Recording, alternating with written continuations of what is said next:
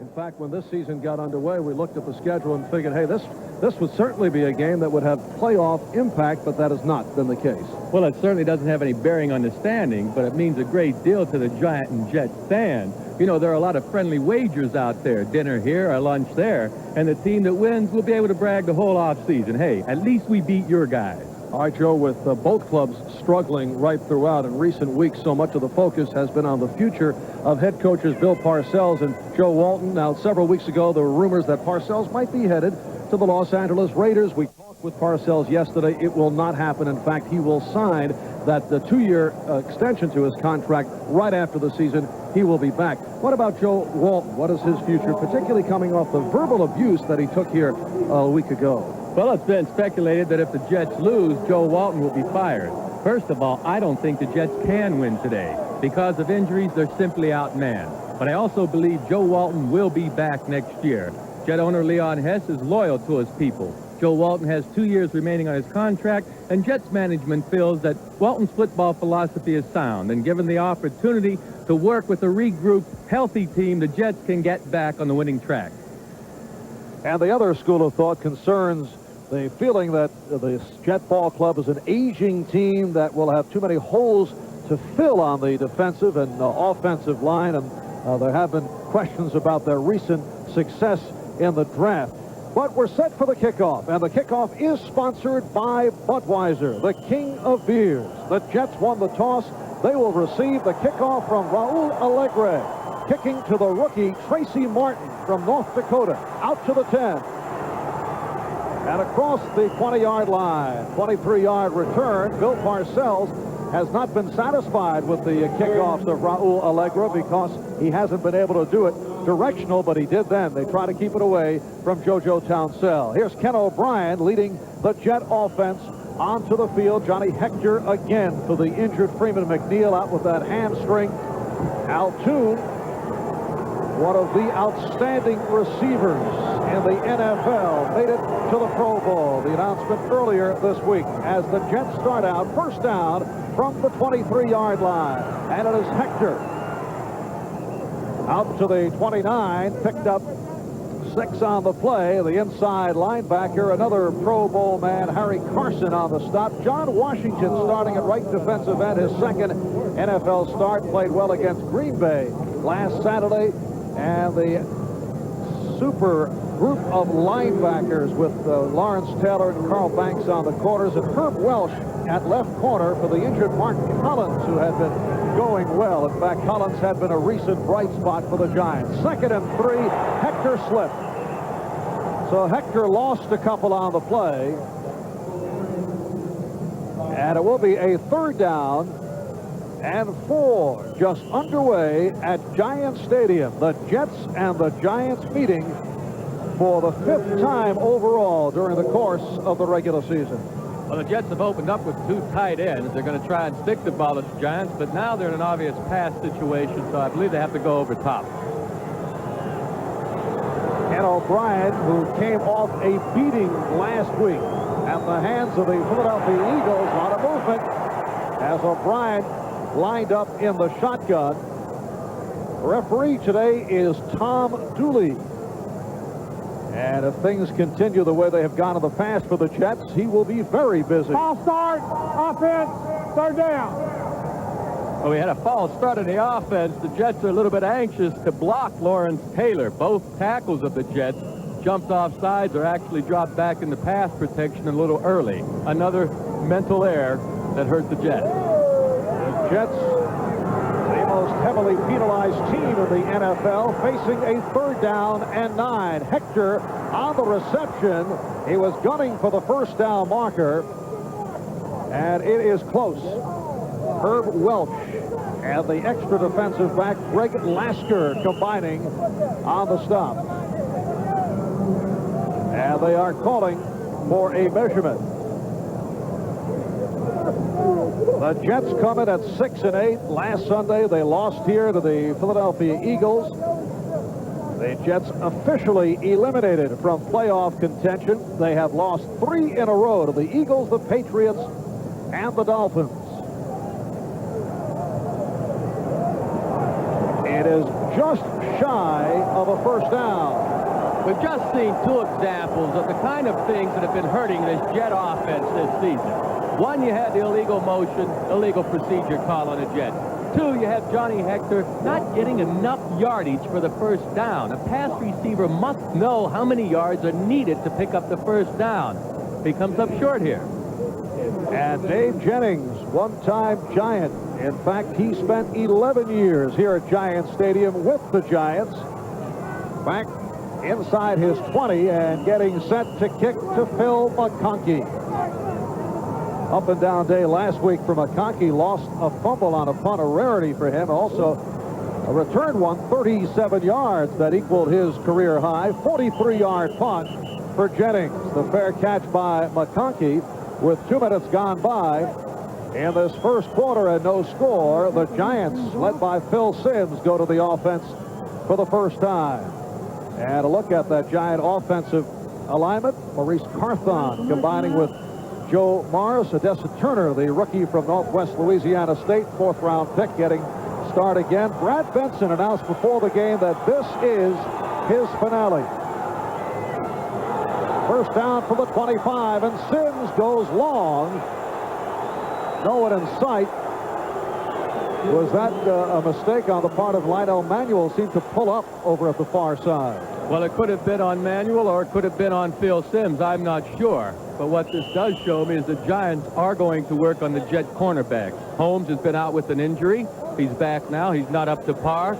And, of course, Howard on the other side has a lack of speed. And they have been targets the last 3 weeks. 2nd and 10 from the 25. And here's Morris. Try to pick his way.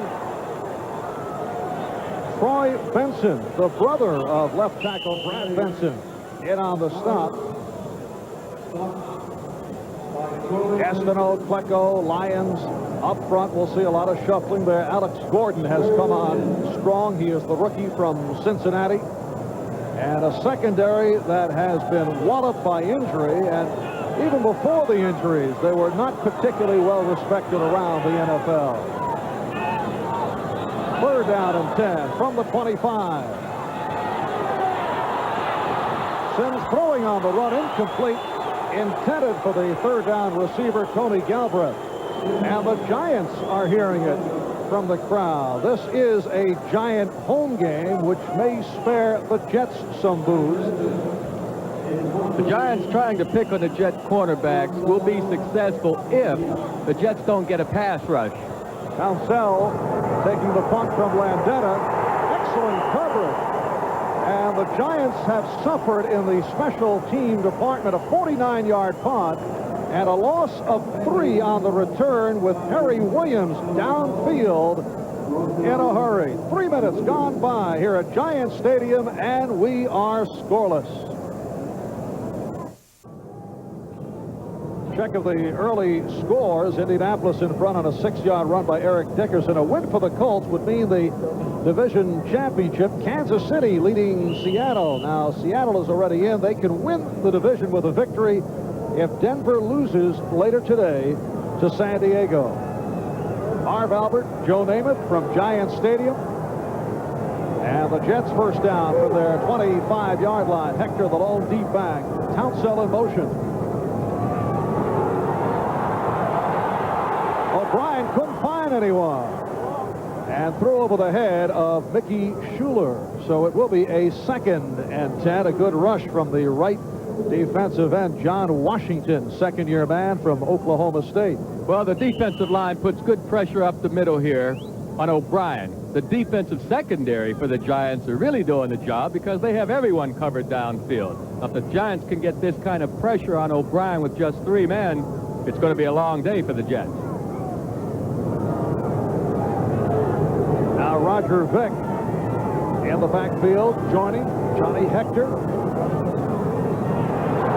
Again the rush, and Vick off the screen has the first down.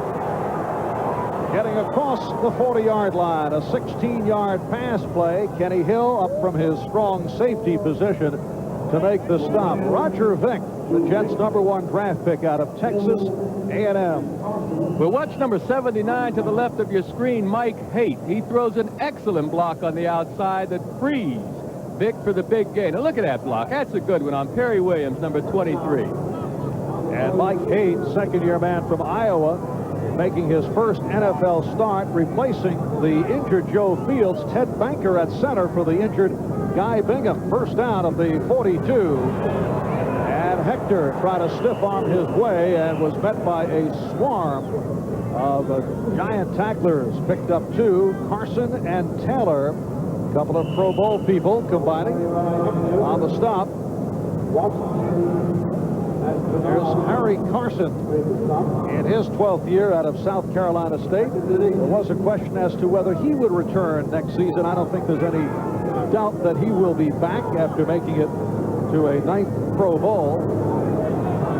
One question remaining concerns George Martin, although the Giants feel he will be back. Hector dropping it. Setting up a 3rd down and 8.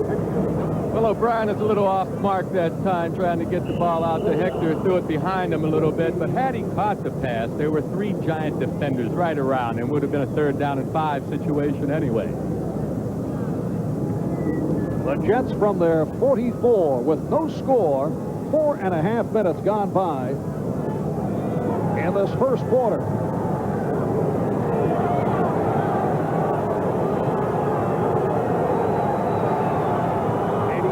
Zone in motion. And it's completed to Toon for the first down. 11-yard pickup. So Al Toon stopped by Pepper Johnson. Nice week for Al, recognized by his peers when he was voted to a starting spot in the Pro Bowl. The only Jet going to the Pro Bowl this season. Number 88 on the bottom of your screen, one of the top receivers in all of football, Al Toon, the bright spot, the only bright spot I could see this season for the Jets. Just runs a turn-in pattern, and O'Brien's on target. Leads the AFC in receptions, that number 66. Now O'Brien in trouble, gets it away. Mickey Schuler inside the 40. Picked up 8. Taylor and Banks, the outside linebackers, putting the clamps on Schuler, and again John Washington putting the pressure on O'Brien from his right defensive end position. O'Brien's been knocked throughout the season and his young career, actually, because of his footwork or lack of speed, but I personally believe he does a good job moving around the pocket. He won't take it upfield often, but he could buy extra time with his movement. 2nd and 2. Vick has the first down. So a steady drive by the Jets. Roger Vick going for 4. The nose tackle, Eric Howard, making the tackle, and it's a first down at the Giant 33, and the Jets have used 6 minutes on the clock in this first quarter. I'm impressed with the way the offense of the Jets is working right now. O'Brien's had a reasonable amount of time to throw, and they've had some good rushing plays. This is surprising me. 8th play of the drive. Jets line up with Dennis Blygen as a flanker, wide to the left, top of your picture.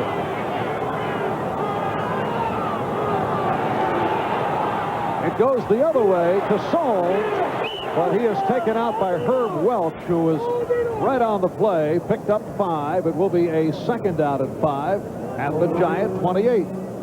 The Giants came with an inside blitz that time, and Soule read it as well as O'Brien, and they threw the ball over to Welch's area. Of course, he's filling in, and he's just not a first-string cover man, so we may see the Jets throwing at Herb Welch more often. O'Brien 5 for 7, 49 yards. He's doing it with short pops here in the first quarter. Now looking longer, sideline, nearly intercepted. Al Toon, the intended receiver, and Perry Williams certainly had a shot at it. I'll tell you about this pass. I went on the field before the game. There is a slight wind condition, and it's coming from right to left. Now, throwing from this hash mark all the way across the field is a long throw. The ball has to be out front, and it has to get there a little earlier. O'Brien and the Jets were lucky that time that Williams didn't hold on to the pass. We're told it is, to be precise, a 10-mile-per-hour wind southwest. All right, 3rd down and 6 from the 28. O'Brien off the roll, couldn't find anybody. A bullet. Beautiful one-handed catch by Kurt Sohn. What a catch. And as a result, the Jets with another first down. Good offensive philosophy, too, mixing in a semi-rollout with O'Brien to try and help him with the pressure. The catch will speak for itself, certainly, but here's another example of O'Brien's ability to move around. Little stick him there, Joe? I'll tell you, it was a fine catch, whether he had to stick him on or not. Jets first down at the Giant 20. Good play action. Giants went for the fake. And now O'Brien has to run it out. Giants did recover off the play action by Johnny Hector. And O'Brien could not find anyone. Yeah, that was a good call. Play action on first down. Ken O'Brien had all day to throw the pass, but Herb Welch was all over the receiver downfield, and O'Brien just didn't have anywhere to go with the football. Look at this. He has all day. He's looking for Toon. He tries to come to the other side. Sohn is covered. He has to take it upfield. Good coverage by the Giants. It is a 2nd and 9 from the 19. 8 minutes gone by in this first quarter off the fumble. Picks up on the snap. The Giants feel they have recovered, but let's wait for the players to unravel.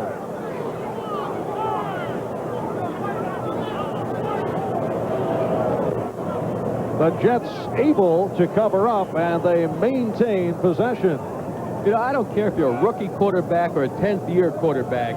It intimidates a quarterback when these linebackers step right up in there between the center and guard. They're leaning over the line of scrimmage. You feel like they're going to come. You're really not sure if you can get away from the center. You're hoping that your guard will block down and pick up that blitz.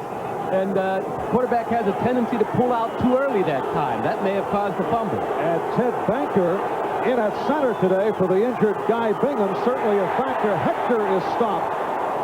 Johnny Hector running to his right, met by Andy Hedden, and the Giants able to hold the Jets off. The Jets will go for the field goal.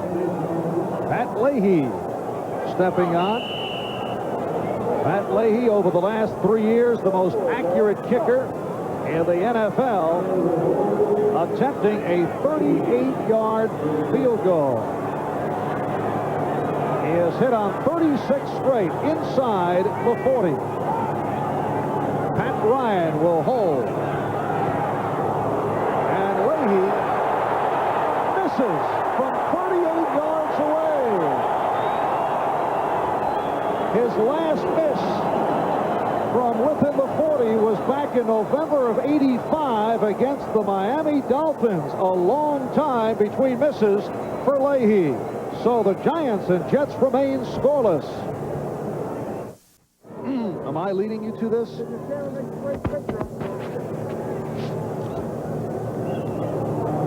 Well, the Giants will take over following the miss by Pat Leahy. So a 14-play drive comes up simple. Jets get nothing out of it. And the Giants take over first down from their 21. Pat Leahy, who many felt should have made it to the Pro Bowl. The kicker for the AFC will be Dean Biasucci of the Colts, who's also had an excellent year. But Leahy missed from 38. 6.5 to go in this first quarter. Phil Simms at quarterback. Hands to Joe Mars. And the Jets able to close it off. Pleco and Lyons combining. We're set for an update. Let's go to Bob Costas at NFL Live. Marvin, Kansas City, the Seahawks and Chiefs are tied at 7. Kansas City scored on the game's first possession. Gail Surens calls it. From the 37, the pitch to Herman Hurd. Hurd moves ahead, gets that pass to 35, still on his feet, and he's off. Touchdown, Kansas City, Herman Hurd. Historic moment. Gail Surens' first touchdown call. Pass intended for Mark Bavaro. And that will set it to a 3rd and 9 at the 22. Gail Surens, the first female play-by-play broadcaster doing a football game, handling the chores in the Seattle-Kansas City game. That game is tied at 7. in the first quarter. Marv Albert, Joe Namath from Giant Stadium with no score. Just under 6 minutes left in this opening quarter. Phil Simms 0 for 3. And throwing up his fourth pass, incomplete. Intended for Odessa Turner. Bobby Humphrey on the coverage. Now, Phil Simms, despite having his best year statistically, and it's been a solid season, has heard it off and on from the crowd this year, particularly coming off a Super Bowl championship. Still, he's been hearing the boos, something I think you can relate to. I sure From time to time. Well, when you miss a receiver that's wide open, as he did on the Bavaro pass, you're going to hear some boos. JoJo Townsell breaking tackles, getting out to midfield. 43-yard punt and a 16-yard return by Townsell, who is the number 2 man in punt returns in the AFC. He's averaging better than 12 yards a return. There's a timeout. We'll be right back.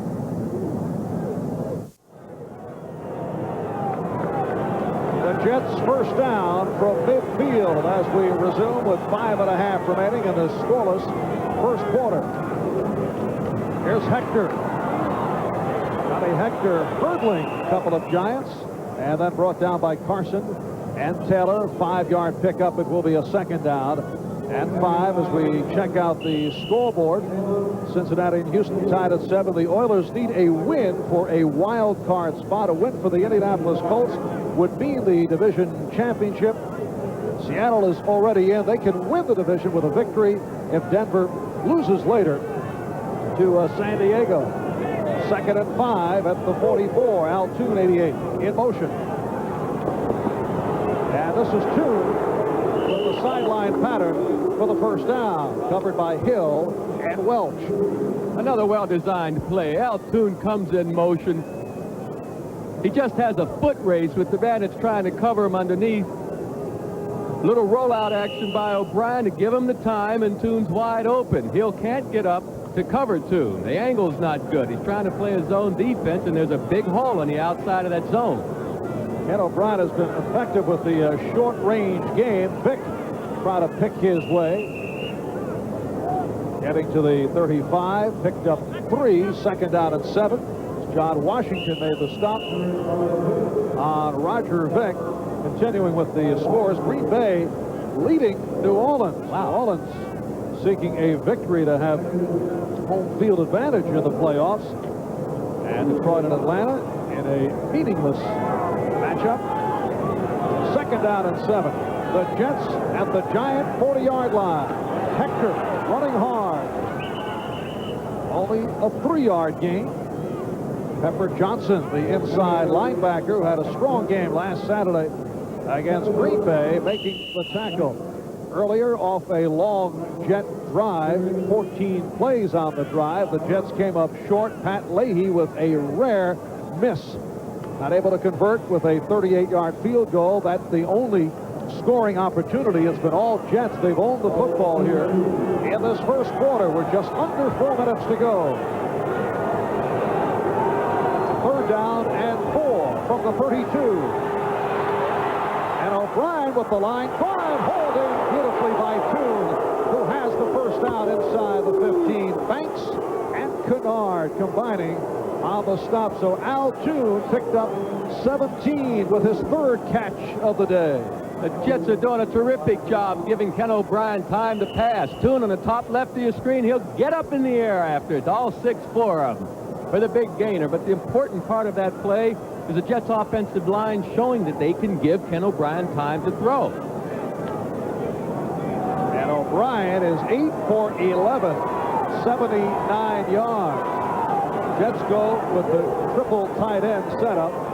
Schuler, Cleaver, and Briggs. First down at the 14. And Hector again running hard, breaking tackles for the touchdown. He ran right by the strong safety, Kenny Hill. I don't believe this is the same team I've seen the last few weeks play. The Jets are looking good. They've controlled this entire first quarter, running the football, passing the ball. Here, Hector makes a cut up the middle, then breaks to the outside nicely and just flat runs away from Hill, gives him a little stiff arm, says, get out of my way, fella. I'm getting in that end zone. And Johnny Hector has just tied Emerson Boozer for the Jet Club record, most rushing touchdowns in a season. He has 11. He's also tied for the lead in the NFL as Leahy put it through. Tied with Charles White of the Los Angeles Rams. 7-0. The Jets lead the Giants with 2:51 remaining in this first quarter. We'll be right back. The Jets off the 14-yard touchdown run by Johnny Hector with a 7-0 lead as Pat Leahy line drives it. Mark Ingram, the rookie from Michigan State, on the return. Beautiful running by Ingram. Giants' #1 draft pick, going 25 yards before he was taken down by Matt Munger. Johnny Hector had a nice touchdown run, but let's give some credit to the fellas that do the blocking. Number 81 on the left side of your screen gets all-pro linebacker Carl Banks, and Hector with a good stiff arm. Good stiff arm. Nails Hill and gets it to the end zone. Billy Griggs. Good block on Carl Banks. First down from the 35. 2.5 to go. First quarter. Phil Simms swinging it. Morris not able to hang on, and Simms is 0 for 5. Alex Gordon on the coverage of Joe Morris. Classic example to me. Football is a very emotional game. I believe the Giants came into this game overconfident. I personally didn't think the Jets had a chance. The Giants are playing right now with a lack of enthusiasm, and the Jets have some enthusiasm. Emotional game. The Jets own the first quarter. George Adams now in the Giant backfield. 2nd and 10 from the 35. And here's Adams. Incomplete again. That was thrown off the mark. And Phil Simms now 0 for 6. Yeah, but Marty Lyons, number 93 for the Jets, was right back there in Phil Simms' face. He had to get rid of the ball. He's not as accurate today as it sure like to be, but what's number 93, Marty Lyons? He's getting past his man. He's going to put the pressure on Phil. Mark Gastineau came from the other side, and he's the man that Simms saw coming after him. Had to throw the ball. Last week, Simms 21 for 26, 2 touchdowns against the Green Bay Packers. 3rd down and 10. However, today, the next pass he completes will be his first. And there it is for Tony Galbraith. And a first down. A 20-yard pass play. Bobby Humphrey made the stop. Bobby Humphrey has been a target the last 3 weeks, filling in for the injured Jerry Holmes. Holmes getting the starting nod today, and Simms able to connect for the first time with Galbraith. Well, it was a perfectly thrown pass. Number 50, Bob Crable of the Jets, went for the interception, but the ball was in the perfect spot. He just couldn't get to it. And that is the Giants' first down of the day. They have it at the Jet 45. Morris on a sweep, accelerating. 7-yard gain for Joe Morris, who has not had a season that he would like to remember, particularly compared to a year ago. Of course, the problems on the offensive line of the Giants have contributed to that. In fact, Joe's best day was last week, season high, 92 yards against the Packers. 61, Godfrey 67. Ard gets out front and does a terrific job of opening the hole. 2nd and 3 at the Jet 42. And Simms took a hit but got it off for Bavaro, and a first down. Mark Bavaro picked up 20 more. Harry Hamilton, right safety man, on the stop, and suddenly the Giants looking sharp after the poor start. Well, a good running game as Morris had on the first down. Jets are playing run on this second down. They expect to run, and Bavaro's able to get in behind the linebackers for the good gain. It was a good call by the offense. Bob Crable making the contact with Phil Simms. 40 seconds to go, first quarter. First down at the Jet 18. Here's Morris again on the sweep. And a short pickup for Joe Morris, who has not run with authority this season. In fact, you get the idea that he looks beat up.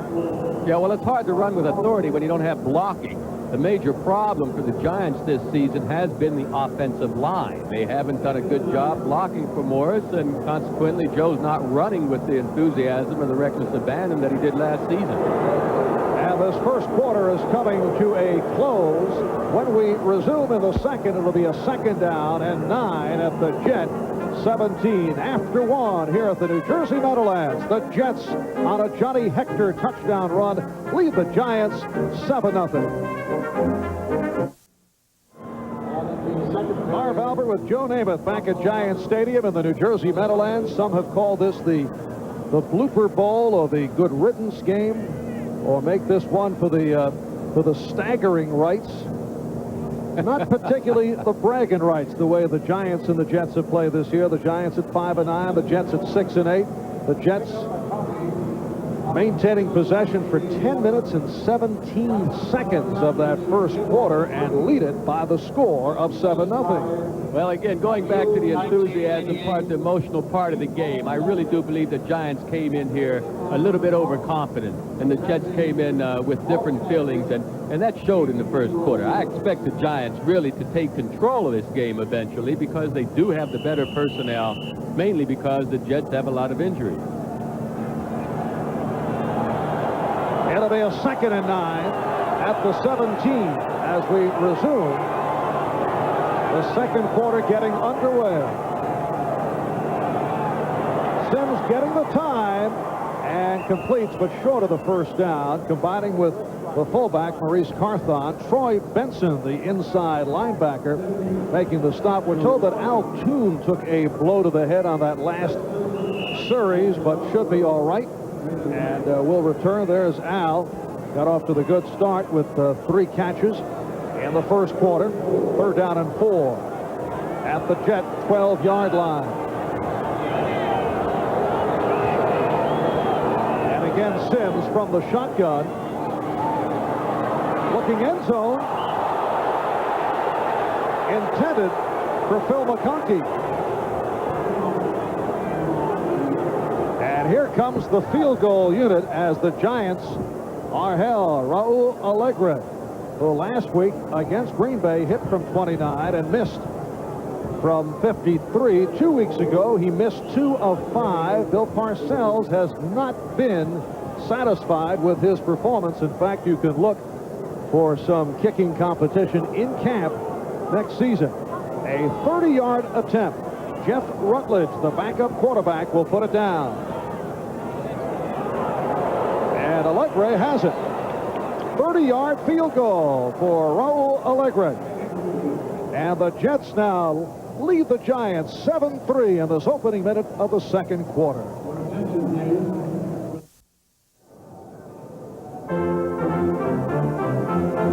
Today's game is brought to you by Dodge. For the ride of your life, it's gotta be a Dodge. By Coors Light. There's no slowing down with a silver bullet. It's the right beer now. And by Apple Computer, maker of Macintosh personal computers, giving you the power to be your best. And the weather has certainly cleared up here at the Giants Stadium. Looked overcast earlier. Now the sun has come out as the Giants kick it off short. Tracy Martin, the rookie from North Dakota, finding the holes. Tracy Martin to the clear. The Giant coverage on kickoffs and punts has been terrible. And it's a 48-yard return by the rookie from North Dakota, Tracy Martin. Well, the guys that has to do a good job on special teams are the people, the linebackers, the running backs, the wide receivers. And the Giants haven't been getting good play from their special teams. Now, this is good blocking by the Jets special team. I'm surprised, though, that I didn't see a burst of speed by Martin. He never went into another gear. It looked like the same steady speed. Maybe he doesn't have another gear. I was going to point that out. The ball was tipped and intended for Hector. John Washington, the right defensive end, got a piece of it. Talking about the overall look of the Giant ball club yesterday with Bill Parcells, you get the idea that he is particularly dissatisfied with his backup linebackers because he feels he he needs more from them on the special teams, and that's not where he's getting it. Exactly, as well as the wide receivers and the running backs. And you have Otis Anderson and Gail Breath. You know, they're not going to play special teams, so they need to get those special teams together for next season. Second down and 10 at the Giant 41. Al Hector with a hole. Reaches out for 5 yards on the play. It'll be a 3rd and 5. We are early second quarter. The Jets lead the Giants by the score of 7-3. Cincinnati and Houston remain tied.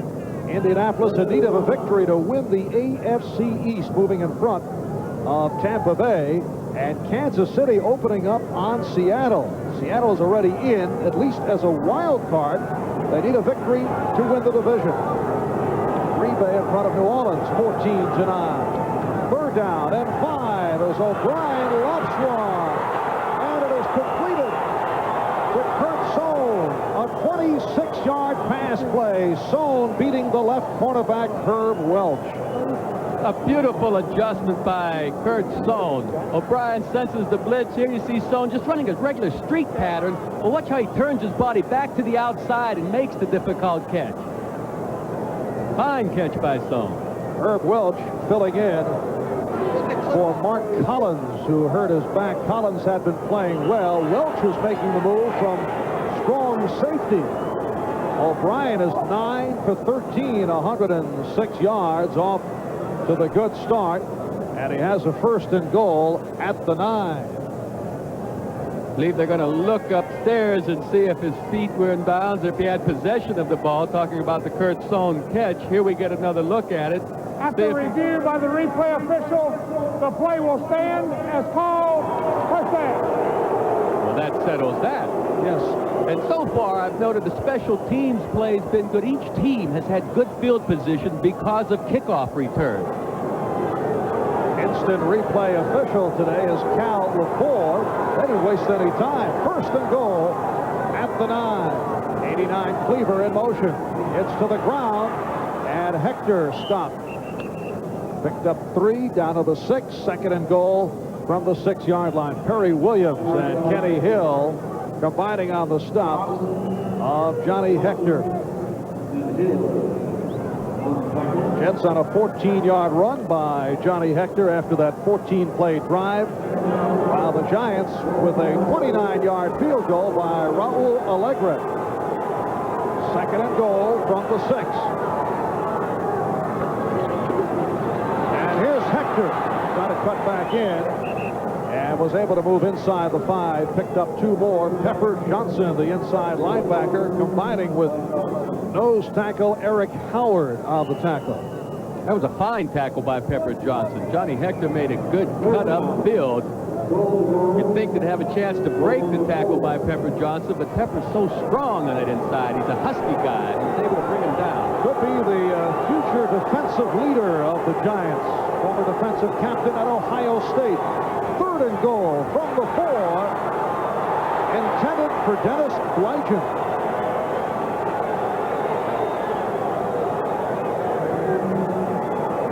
All right, Lawrence Taylor, we haven't called his name much today as far as making tackles, but watch number 56 on this play. He'll get in there just a bit late, but he'll knock Ken O'Brien down, and throughout the course of the game, a quarterback's going to get weaker and weaker getting knocked down. That could have been and should have been a touchdown. That's one of the rare misses you'll see Ken O'Brien have in a wide-open receiver. So a 22-yard attempt for Pat Leahy, who earlier missed from 38. And it is a fake as Ryan throws incomplete. The pass intended for Billy Gray.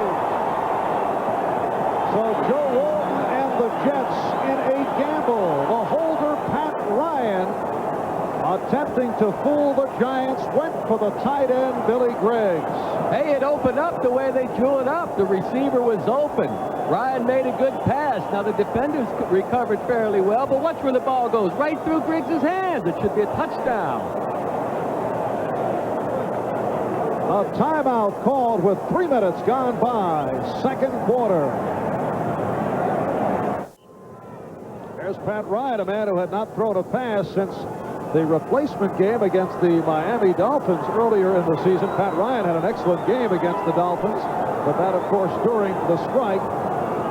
So the fake field goal attempt failed, and the Giants take over. Big hole for Joe Morris. 23-yard gain. Morris running well here in the first half. Stopped by Harry Hamilton and Mike Zorich, a backup defensive back. Bart Oates does a job on number 73, Joe Klecko, with the help of his right tackle. A big hole in the center. Anyone could have taken it through there that time. That was just good blocking by Bart Oates.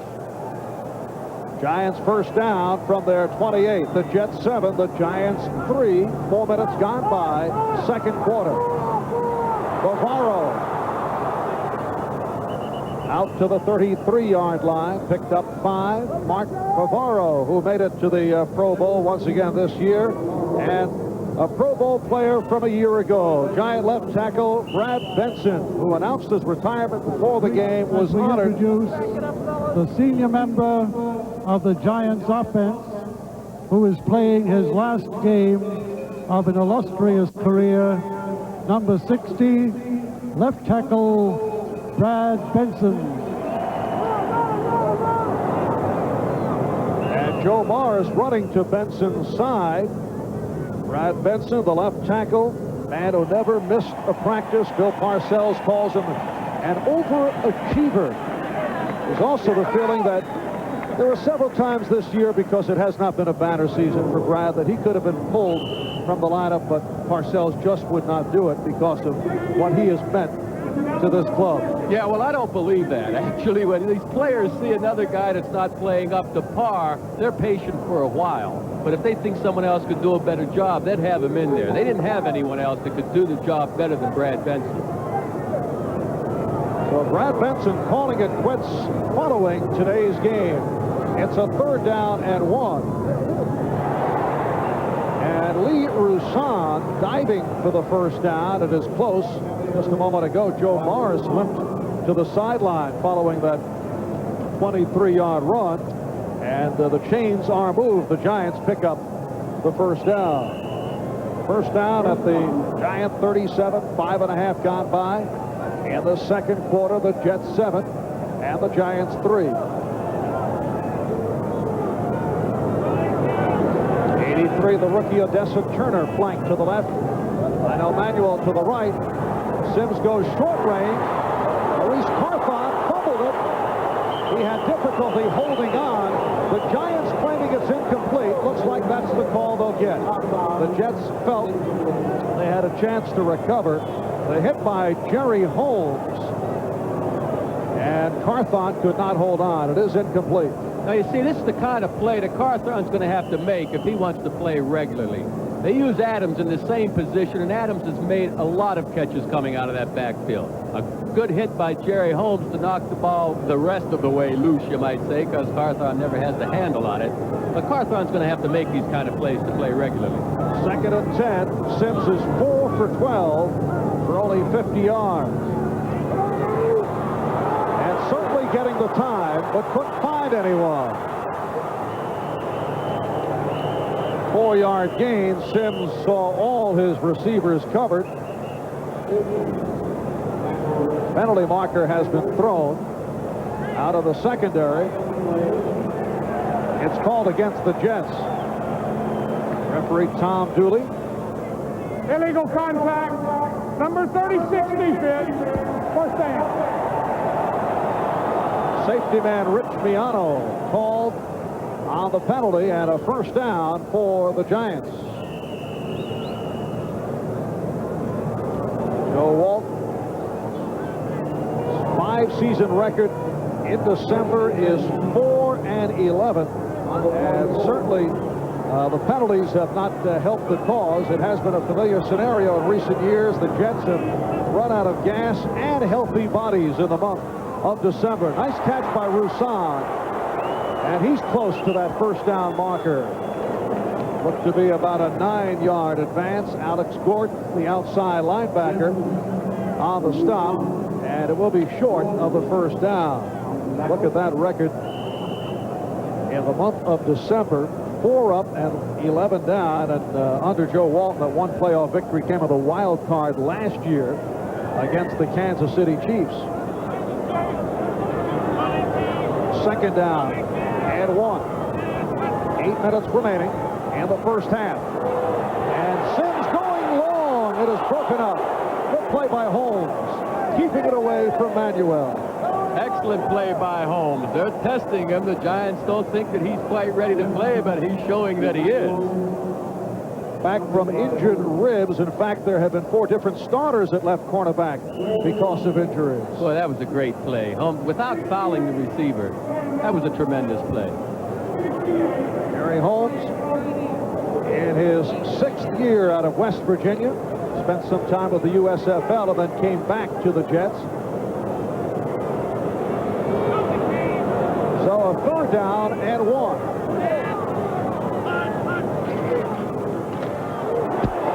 Big hit on Morris, who's driven back.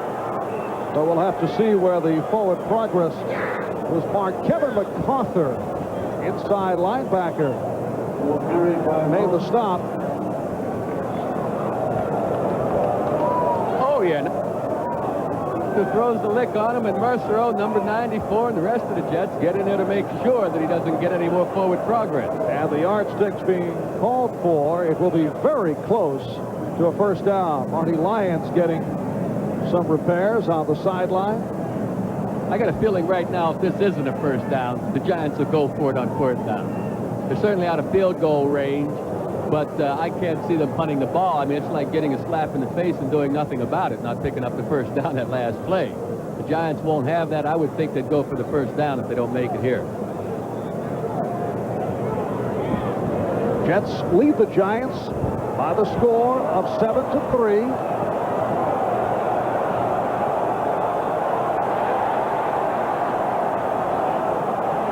And it is short of the 1st down. And here's the decision from Bill Parcells. I don't believe it. I do not believe it, and a whole lot of other people here don't believe it.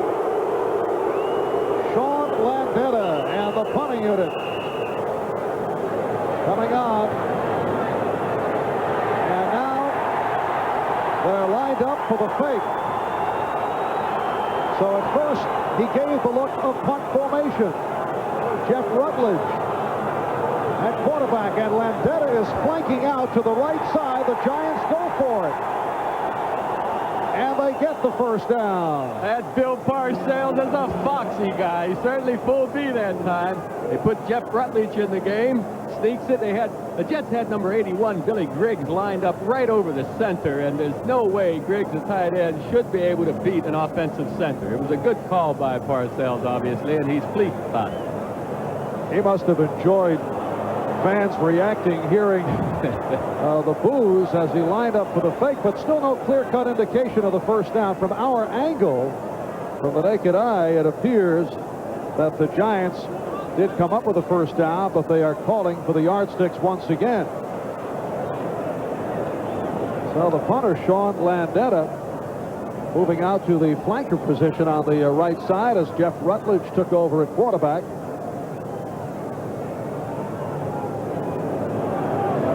We've had a number of close measurements here in the 1st half, and that makes it official. 1st down for the Giants. The middle of the line, the surge, you see number 81, Griggs. There's no way he can handle that offensive line. They stand him up, push him back, and turn him around. And Rutledge sneaks it over for the 1st down at the 46 in Jet territory. 7.5 remaining in this 1st half. Jets 7, Giants 3. Play action. And Sims with the time has Bavaro. Mark Bavaro running well inside the 5, but a flag down. The ball spotted at the 1 if it holds up. There's a man you like to get out of the open field. 45-yard pass play, but let's see what this call concerns. It's against the Giants, so they will bring it back. Parcells a little upset with that call. Illegal use of the hands, an illegal block, number 83 offense. 1st down. The call against the rookie receiver, Odessa Turner. making his second NFL start. He started last week against Green Bay. There he is, out of Northwest Louisiana State, a very big receiver at 6'3", 205 pounds. He played defense in college last year. In fact, at times, coaches say he's still running around. And using his hands. Yes, but has great potential. Here's Morris. And he's cut off. Gastineau and Gordon combining on the stop of Morris.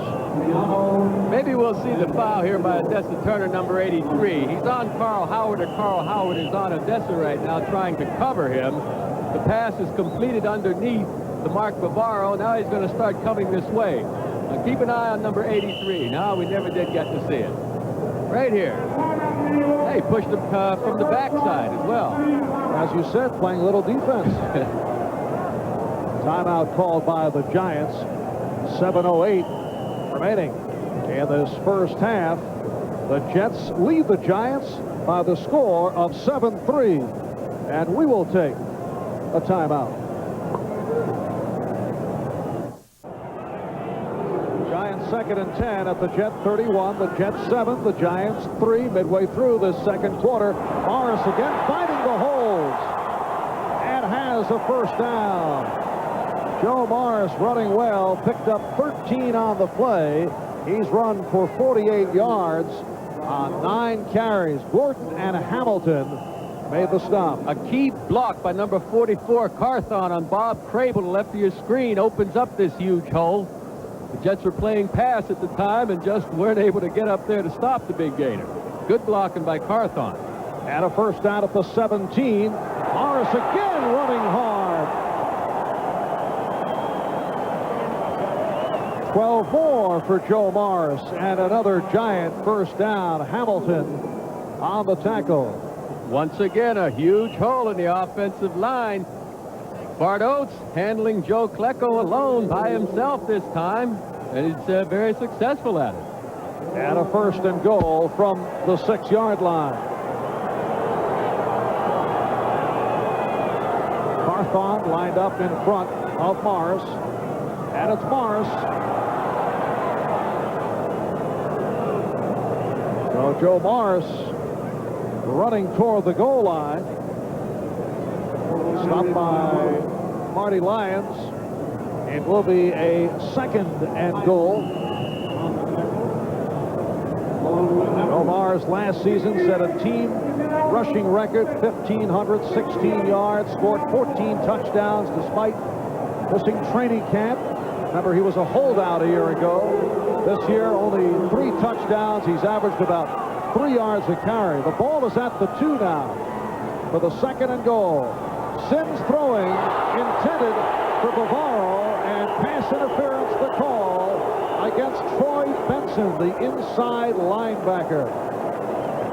Number 54, Troy Benson, will get on Mark Bavaro here on the right side of your screen, and he stays on him right here. Watch, he's going to push him a little bit, holds him a little bit. Otherwise, Bavaro has an opportunity to make the catch.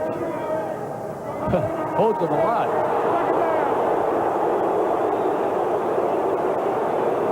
Well, I don't believe it. Well, they call it the other way. Bavaro called for offensive pass interference. First charge team timeout. I don't believe that. There's a smile on Bavaro's face. I don't think he believes it. So Bavaro, the man hit on that penalty. And a timeout has been called. We'll get another look at it. Well, watch Bavaro's left arm. Looks like he pushes off right away. And the officials call the first penalty they see. They didn't see the second hold by Benson. They saw Bavaro push off the first time with his left arm. That's the one they call.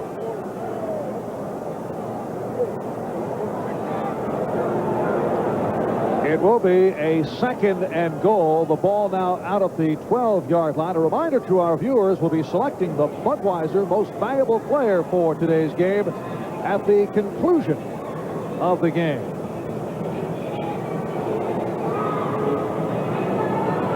The Jets with a record of 6-8 coming in. The Giants at 5 up and 9 down.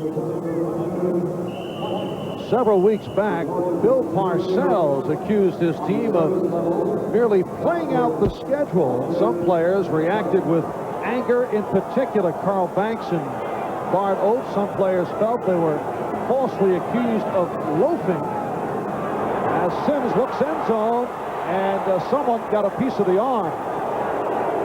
So that pass fell short, and Mark Gastineau with a sarcastic reaction to the crowd as he put the pressure on Phil Simms. Apparently he got a piece of Simms' arm. Mark Gastineau going into the exaggerated celebration last week and the week before when he picked up sacks with the Jets trailing badly in both games, and you certainly have to wonder what is going on in his mind these days. Well, he's got to wonder if he's going to have a job next year. I'm sure the Jets will have him back to take a look at him.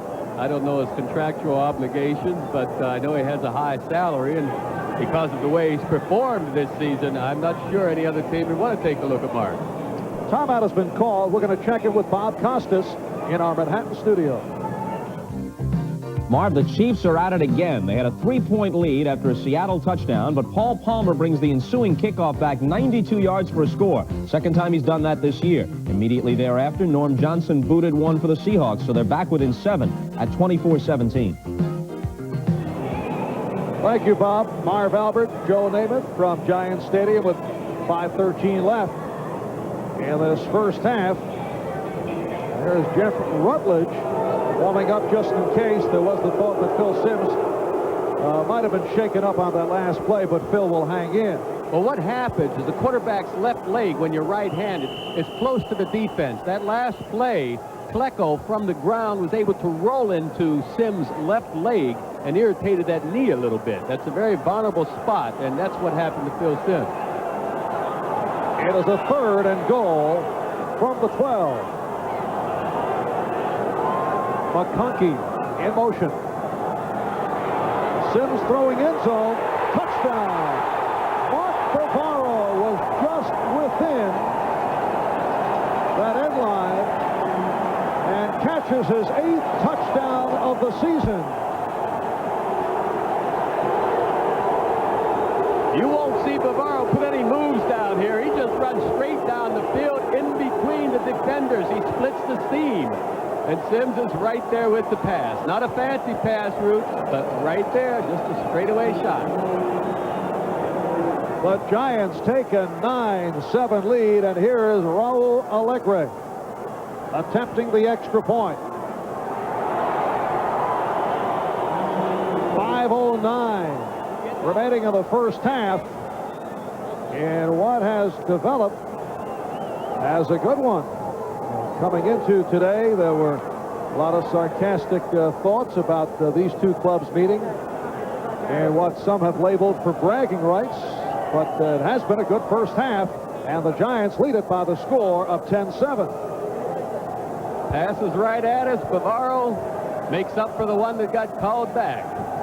You know, I am a little surprised that the Jets are playing as well as they are. Here's another angle of the touchdown catch. They have both feet in bounds. Oh, yeah, plenty of room. And a haunting chant directed at Mark Gastineau. This is one picked up from the hockey crowds at Madison Square Garden. Mark Gastineau going through one of his enthusiastic celebrations on that last series when he put the pressure on Phil Simms. And this is a Giant home game, so the crowd turning on Gastineau. The kickoff by Alegre. They keep it away from Townsell again. A short kick. Tracy Martin on the return. And good coverage this time by the Giants. Only a 9-yard return by Martin. Byron Hunt, number 57, made the tackle. So the Jets now first down from their 20. Houston needing a victory for a wild card playoff spot, leading Cincinnati. Indianapolis needing a win to win the AFC East. Kansas City leading Seattle now 24-17. Chant of defense from the crowd with 5 minutes to go in this first half. And the Giants in front of the Jets 10-7. Here's Roger Vick. Picked up only 2. Lawrence Taylor and Perry Williams heading them off. And we have a preliminary bout with Ted Banker, the Jet center, involved with one of the Giant players. Banker filling in for the injured Guy Bingham, who has a neck problem. Mike Haight making his first NFL start. He is at left guard because of the injury suffered by Joe Field. And a penalty being assessed on the Giants. It is a personal foul called on Carl Banks. Number 58, Banks, throwing Schuller down, and Schuller grabbing Carl Banks. Now, no defensive player likes to get home. Oh, no, that was cold-blooded. And then Banker, on the follow-up, came to the rescue. A quick right-hand slap from Carl Banks. Yeah, that was a steal shot. You know, like the guys have settled down and all, and then he comes in and steals on him with the right. That wasn't nice at all. First down at the 37. O'Brien with the time, dumps it off to Hector. Good running by Johnny Hector for the first down. Harry Carson on the tackle. O'Brien could not find anyone, and then able to complete the shovel pass. Excellent pass protection by the Jets. They had to cross the Giants up again, going from a drop-back pass on first down. The Giants were expecting to run. Here's just some excellent pass protection. See Lawrence Taylor, number 56, wants to get into a boxing match rather than rush the passer. Rocky Cleaver, number 89, did a good job on Taylor. Hector off the swing, slipped. So the short advance for Hector. 3:40 to go in this first half. Marv Albert with Joe Namath from Giants Stadium. Giants 10 and the Jets 7.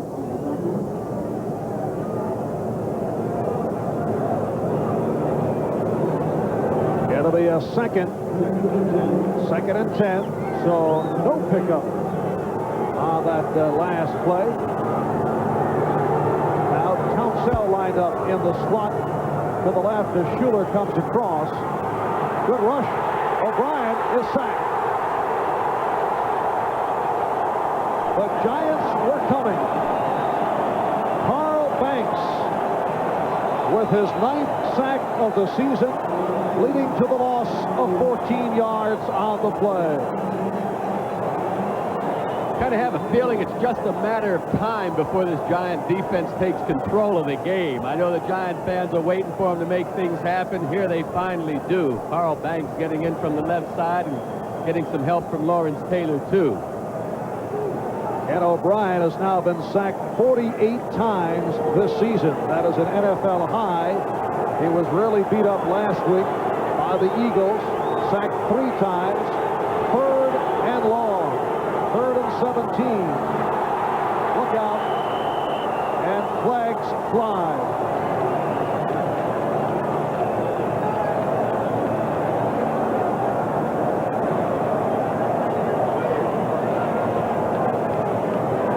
Referee Tom Dooley making certain.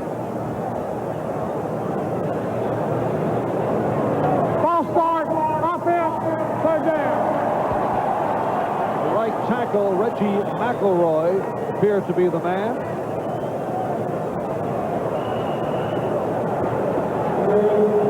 But this is a situation the quarterback just has to hate being in. I know I wouldn't want to be there 3rd down and 20-plus yards to go with the Giants defense coming after you. It is officially 3rd and 27 as O'Brien goes long for Townsell. Covered by the right corner, Perry Williams. And the punting unit will come on. Joe Townsell, the intended receiver. And they're checking his right ankle. Yeah, well, at the end of the play, Perry Williams kind of rolled into his legs accidentally and could have hurt his knee or his ankle. Second punt for Jennings, his first from 43, in trouble. And just heaves it downfield, a dangerous play. And a flag is thrown. Although when you Rather, fourth down and 27. You're in danger in both ways, whether you throw it downfield or whether you run it out of bounds to give the Giants excellent possession. And that looked to be an illegal forward pass that Jennings crossed the line of scrimmage.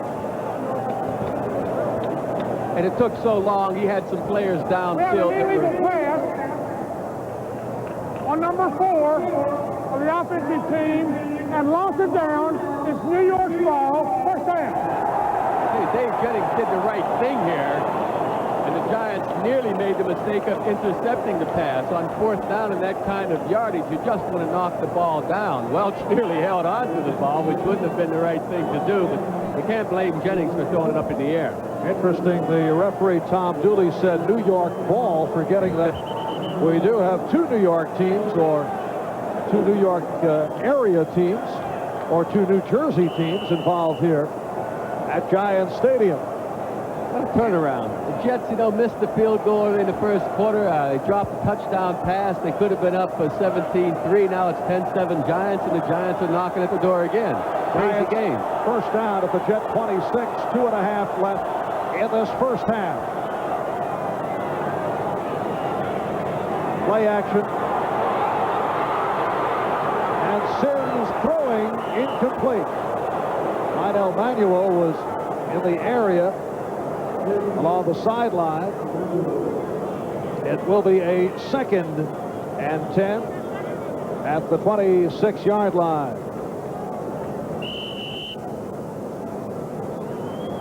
Well, it wasn't quite goodbye alley, but Joe Walton certainly heard the Joe must go chant last Sunday. Many questions being asked. Is he in trouble? Is General Manager Jim Kensel in trouble? Jets owner Leon Hess would not comment. Remember, he did stand by Walt Michaels through some very difficult times. Sims throwing, overthrowing Mark Bavaro, who took a pop from Rich Miano. So Bavaro, the intended receiver. This is the identical play the Giants ran for the touchdown. Bavaro just runs straight down the field and splits the defensive backfield. Splits Miano, and Harry Hamilton gets in the middle of it, and Phil Simms just overthrows the pass. Getting back to the point concerning Joe Walton, he does have 2 years remaining on his contract, and as we discussed right at the start, our feeling is he will be back. I can see changes made on the coaching staff, or perhaps administratively, but we'd both be surprised if he is not back next season. Phil McConkey setting up the 1st and goal. Harry Hamilton with the wraps on McConkey, a 22-yard pass play. Harry Hamilton's in excellent position here, but he never gets turned around to find the football. McConkey has his eye on the ball all the way, makes the good catch. Here you see him turn around now. There you go. Harry Hamilton continues downfield because he doesn't know where the ball is. So many times you see that. These defensive quarterbacks watch the receiver's eyes and try to react whenever the receiver reacts. And that time it was just an underthrow, and McConkey made the good catch. 22-yard pass. Here's Morris to the 5-yard line. Gastineau on the stop of Morris, who has had an excellent first half. 12 carries, 64 yards. 2 minutes remaining in the first half. The Giants leading the Jets by the score of 10-7.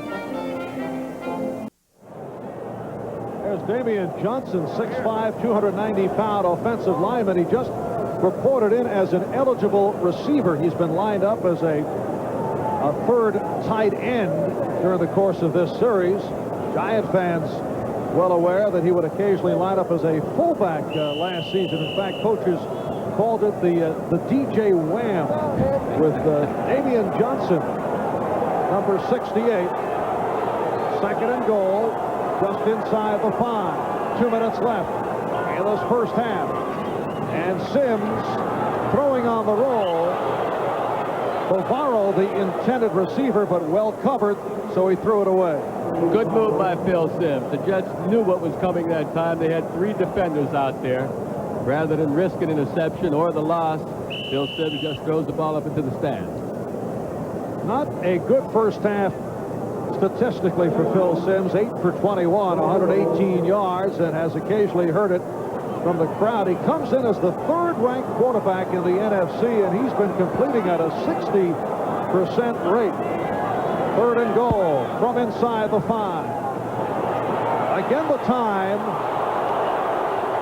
and he felt that Lino Manuel was covered, so he threw it over his head.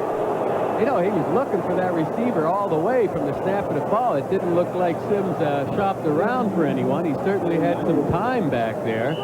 But to me, it appeared he just made his mind up to go to one receiver. He was covered, so he threw the ball away. And here's Raul Alegre, who earlier hit from 29 yards away. This from 22. It is no good. So both Alegre and Leahy have had their difficulties. Leahy earlier missed from 38, and we have had some adventurous moments in field goal situations and from punt formation. Well, he pulls the kick to the left. I don't know. Let's keep an eye on the hold and see if he has the ball straight. It looks like a pretty good hold to me. He just hooks the ball. Would have been out of bounds if we were playing golf. Yeah. Someone should whisper that to Raul. I know he'd take that real well at this time. Raul Alegre, who has been disappointing. He is now 16 for 25 on the season. In his 5th year out of the University of Texas. First down at the 20. Jets take over. Hector off the swing. And he is ridden out, picked up 4, and a flag thrown. May have been a late hit. Things getting a little testy, and again, Carl Banks in the animated discussion. Banks earlier with the head slap on tight end Mickey Schuler.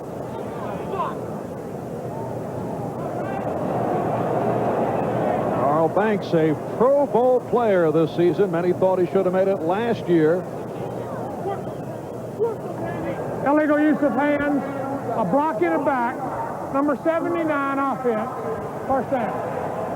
Well, it's called on the left guard, the second-year man from Iowa, Mike Haight. Well, Haight's trying to get out there to give some blocking help, and that's a cheap call. Well, I should take that back. He did get it from behind a little bit, you know. It really didn't look like it hurt to play at all. So it's set back to a 1st and 15, and Hector is stopped. Harry Carson, the inside linebacker. And the wraps around, just under a minute and a half to go, clock running.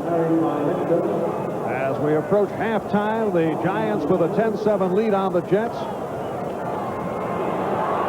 O'Brien took a deep drop and then was almost intercepted. Pepper Johnson had a shot at it. Kurt Sohn, the intended receiver.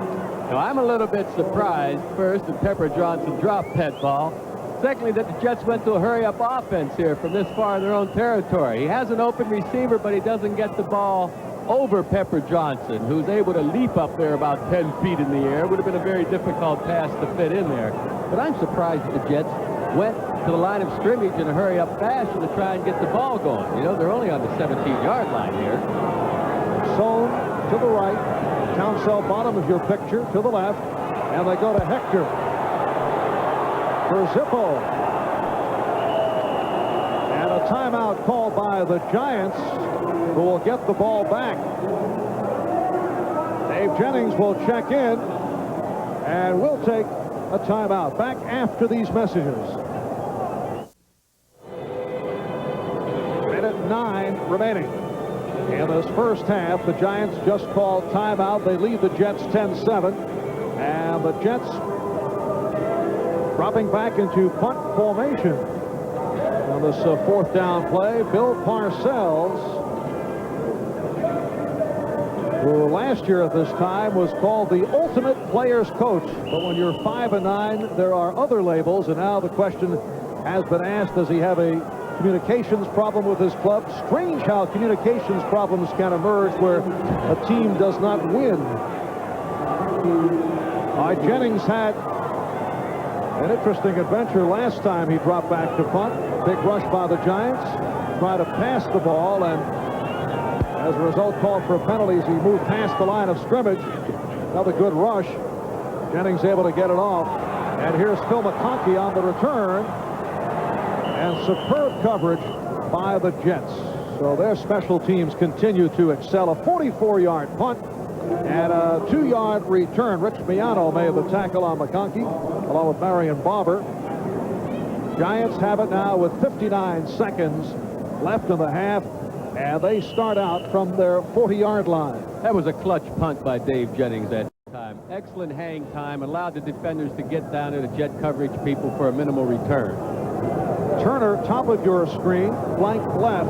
Manuel to the right. And Sims has Bavaro for a first down. Bavaro always difficult to haul down. Rich Miano did it with some help. The Giants in the hurry up. First down at the 36, 23-yard pass play. Looking to get within field goal range. Or perhaps go for the 6. It's a short-range pass for Galbraith. And another Giant first down. Clock is running. 25 seconds to go. The Giants do not have any timeouts remaining. See the clock running down. And now the Jets go offside. And that stops the clock. Well, Phil Sims would have stopped the clock anyway that time by throwing the ball into the ground and throwing it away. Joe Klecko has had a very rough time as of late. He was one of a couple of Jets to jump. And Klecko knew what Sims was up to that time, and he was just guessing. But unfortunately, the last few weeks, Klecko's been guessing incorrectly. He's had too many offsides penalties, and, you know, as a basic fundamental rule for defensive linemen, you move when the ball moves. You don't go on a quarterback's void. Klecko's been breaking that rule too often. First and 5 at the 16. 16 seconds left as Sims goes for the end zone, intended for Odessa Turner. And the clock stopped with 13 seconds remaining. A chance for one, maybe two plays yet. I can see them coming back to throw the pass that they hit Bavaro on twice right in the seam. They hit him here just a minute ago for the big gainer. The Jets haven't stopped that pass yet, so I can see Sims possibly coming back trying to hit that seam here. Jet problems continue in the first half, although thus far trailing only 10-7. Sims throwing end zone. He has Turner for the touchdown. Bobby Humphrey was turned around. Odessa Turner with his first NFL touchdown.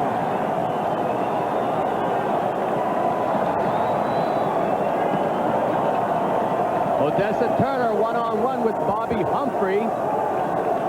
The Jets safeties that time were concerned with the middle of the field. They played it too deep in the middle of the field, and they had Bobby Humphrey out there just one-on-one, and Odessa Turner adjusts beautifully to the ball, makes the catch. And with 8 seconds remaining in the half, Allegre puts it through. So the Giants have come from behind 17 unanswered points following that Jet touchdown run by Johnny Hector. And the Giants now lead at 17-7. Left side of your screen, one-on-one. Humphrey can't find the ball, and Odessa Turner just reacts to it beautifully. You think Phil Sims is going to be happy after this play? I'll bet he gives us a 1-2 up and down, huh? Let's see it, Phil. Yes, sir. So Phil Sims with his second touchdown pass of the day, make it 17 on the season. And with 8 seconds remaining in the half, Raul Allegre will kick off to the Jets. Last Saturday, Giants beat Green Bay here at Giant Stadium, their 4th straight win at home, seemingly snapping out of their recent lethargy. On that last Giant drive, Sims hit 3 out of 3 for 54 yards. One of the upmen, Rocky Cleaver, on the return. 17-yard return. 3 seconds remaining in the half. Now what do you think they'll do, Marv? Well, I know this is always your favorite time of the game. Yes. I have to believe they'll at least take a chance and throw the ball deep. Maybe a great catch, maybe a foul on the defense, set up a Pat Leahy field goal attempt. But please, whatever you do offense, don't run into the middle of the line of scrimmage. Well, that has been the scenario in the past by the Jets, but this time it will be a Hail Mary approach, and it is broken up. JoJo Townsell was downfield. Terry Kennard able to bat it away, and that is the end of the first half. And Giant fans here at the New Jersey Meadowlands delighted with the Giant lead of 17-7.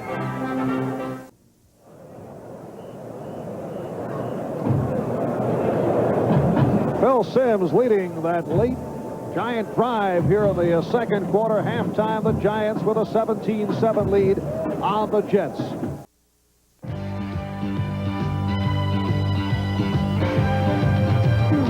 Welcome back to NFL Live. Frank DeFord joins us now. Out at the Meadowlands today, the Giants and Jets are playing out the schedule. A game that looked at the beginning of the year as if it would be all important is now just a matter of pride. And there's very little Christmas cheer around the defending Super Bowl champions, but you've got a story about their general manager, George Young. Yes, Bob, and no one suffered the Giants' nightmare this year more than George Young, the general manager, who was 1986 Football Executive of the Year.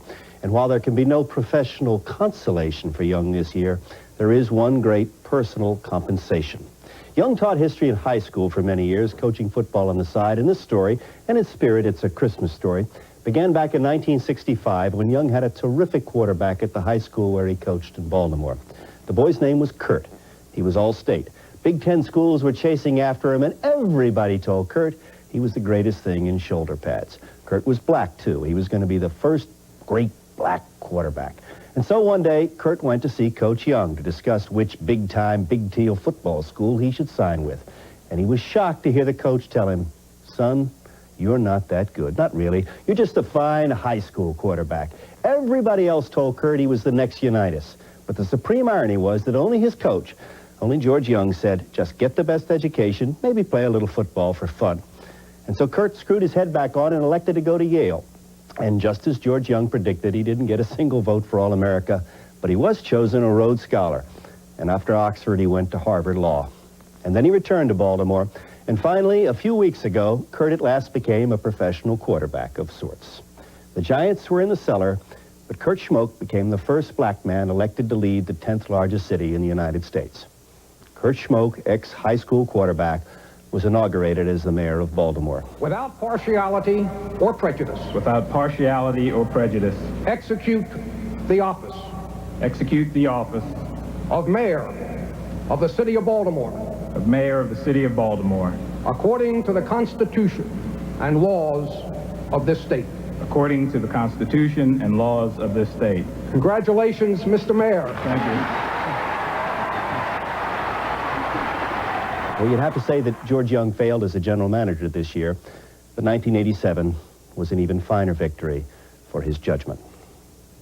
George Young is an interesting individual. As you say, he has a varied background, something of a Renaissance man, very well-read individual, can quote from the classics. Not the sort of person you usually find around the sports scene. You know, he told me one time, as a matter of fact, that if you woke him up in the middle of the night and asked him who he was, he'd say, "I'm a high school teacher." And I'm sure the cynics will say he was a general manager this year, like a high school teacher. But I have a hunch the Giants will be back next year. I think this was something of an aberration. Let's make another point, and that's about how difficult it appears to be in all sports these days at the professional level, and equally true in football, to repeat. This will be the 9th straight year that we did not have a repeater, because, of course, the Giants can't. Baseball is even more extreme. 10 different teams have won in the last 10 seasons, the World Series, and the most before ever was 5. So it's really an extraordinary situation. Although the Cardinals, if they had won a couple of 7th games, could have been 3-time champions between 82 and 87. They've been there 3 times. They've been there, but it's that old thing, if a frog could fly if it didn't bump its rear end on the ground, Bob. I say that often myself. Merry Christmas. Thank you. All right, we'll be back as NFL Live halftime activities continue. Please stay with us.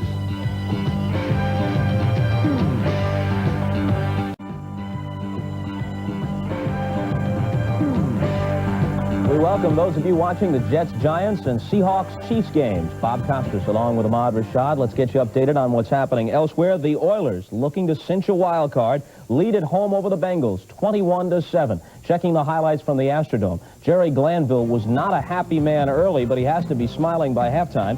It was Cincinnati getting on the board first, however. Boomer Esiason rolling left on this 3rd and 8 play and unloading a 53-yard completion to Chris Collinsworth. He's one of the best in the league, but Collinsworth doesn't have a touchdown catch this year. Stanford Jennings scored from the 1 a moment later. Houston evens it when Alonzo Highsmith, the rookie from Miami, scores his first pro touchdown. On the flip from Warren Moon, he does the rest himself, just blasting through potential tacklers. It covers 33 yards. Now here's Houston early in the second quarter with Moon going up top to Ernest Givens. He stumbles down just shy of the goal line, and Moon scored on a 1-yard keeper after that to give them a 14-7 lead. Highsmith had a 1-yard run on a 4th down play later, just before halftime. 21-7 in favor of the Oilers. Now, here are their possibilities. If they win, they're in. If they lose, they're out. If they win and Seattle loses at Kansas City, not only is Houston a wild card, but they would host the wild card game against the Seahawks. Indianapolis and Tampa Bay. Eric Dickerson, 77 rushing yards, including a 6-yard touchdown in the first half. Dean Biasucci with yet another field goal. It's obvious why. He'll be the kicker for the AFC in the Pro Bowl. He's made 24 of 27 this year, and 2 of his 3 misses came from outside 50 yards. 10-3 in favor of the Colts. If they win, they're champs in the AFC East. A surprising score, except when you consider the fact that the Chiefs have won 5 straight games at home against Seattle. The Seahawks always have trouble there, and Kansas City, in a wild affair, leads 27-20 at halftime in Arrowhead Stadium. One note for the Seahawks before we take a look at the highlights. Charlie Joyner's record has been eclipsed by Steve Largent. Largent caught 5 passes in the first half. He now has 751 lifetime, and of course the total is still building. He is the #1 receiver all time. There is Largent along the sideline. He also had a touchdown reception in this first half, which was, as I said, a wide-open affair. Here's Herman Hurd taking the pitch out, looks to be stopped, but he breaks it out to the left for a 37-yard touchdown on the game's first possession. So it was 7-0 Kansas City. That lasted only until Seattle got the ball. Dave Craig takes them right down the field, and from the 15, he hits Largent to tie it at 7.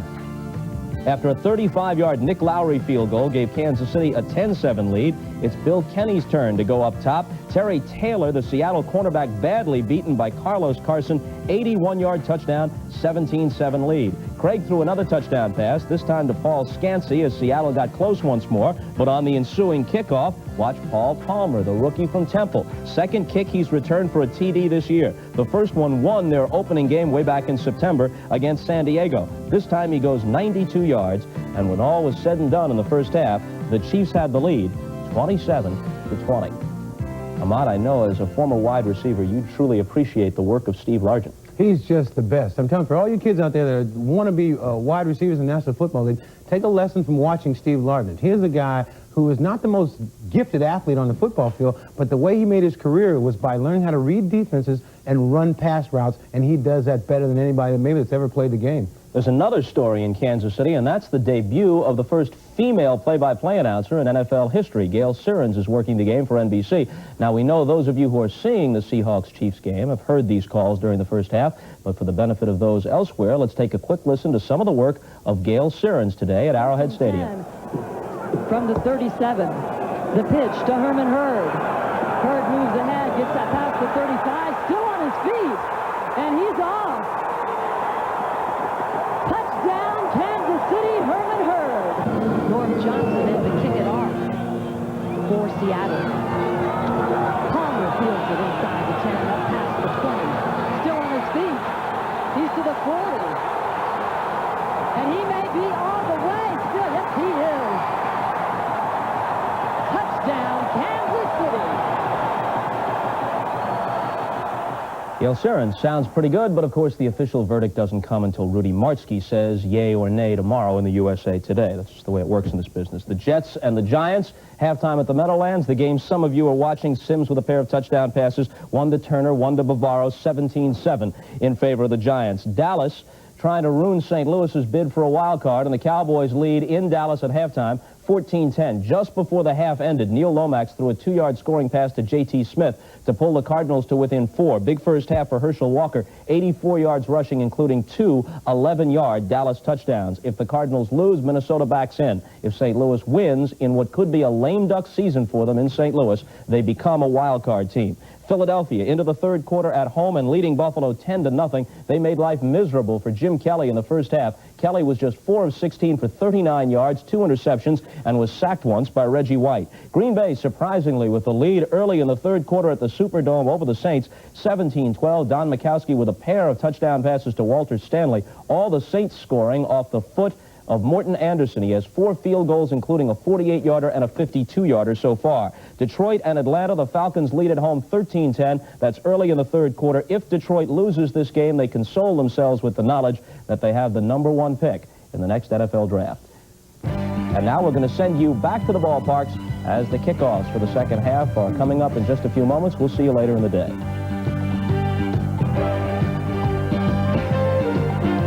Back at Giants Stadium, getting set for the second half. The Giants lead the Jets 17-7. Marv Albert with Joe Namath on a beautiful 31-degree day. Once again, Joe being the big baby, wearing the solid overcoat. Balmy conditions. Ounce of prevention is worth a pound of cure, they say. I don't want to get cold. Let me write that down. Actually, Joe, as we look at this first half, after that early domination by the Jets, the Giants have certainly taken command. Sure, well, emotionally, the Giants, I think, got into those fisticuffs because they wanted to fire themselves up a little bit. In the first quarter, the Jets had the enthusiasm, the emotion going for them, and it was evident. The Jets controlled the first quarter. After that, when the Giants got fired up, I think they've taken control of this game. Well, Sims got off to the slow start, but at halftime, 11 for 26, 172 yards, and 2 touchdowns. Ken O'Brien, 12 for 20, more of the shorter range passes, 122 yards. Jets got it going as Johnny Hector took it in from 14 yards away and a 7-0 lead. Now, a play that really hurt the Jets, a fake field goal situation. Here it is. Pat Ryan does a fine job getting outside. The Giants weren't really fooled here with the rush. They get pressure on Ryan, but Griggs drops the ball. Goes straight through Billy Griggs' hand. And the Giants did come back. Phil Simms with his first of 2 touchdown passes. Well, there's a dead spot in that zone secondary that Bavaro's been able to find. For the Jets to stop Bavaro from hitting that seam, they've got to stop him at the line of scrimmage. Somebody's got to take something out of Bavaro early. And a good late drive engineered by Simms.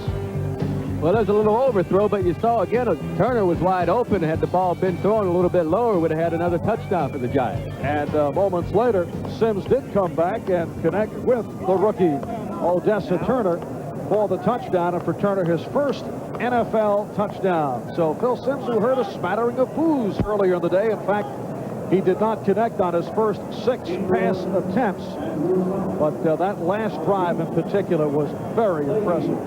Yes, it was. And we're set for the second half kickoff. The kickoff sponsored by Budweiser, the king of beers. Pat Leahy with the boot.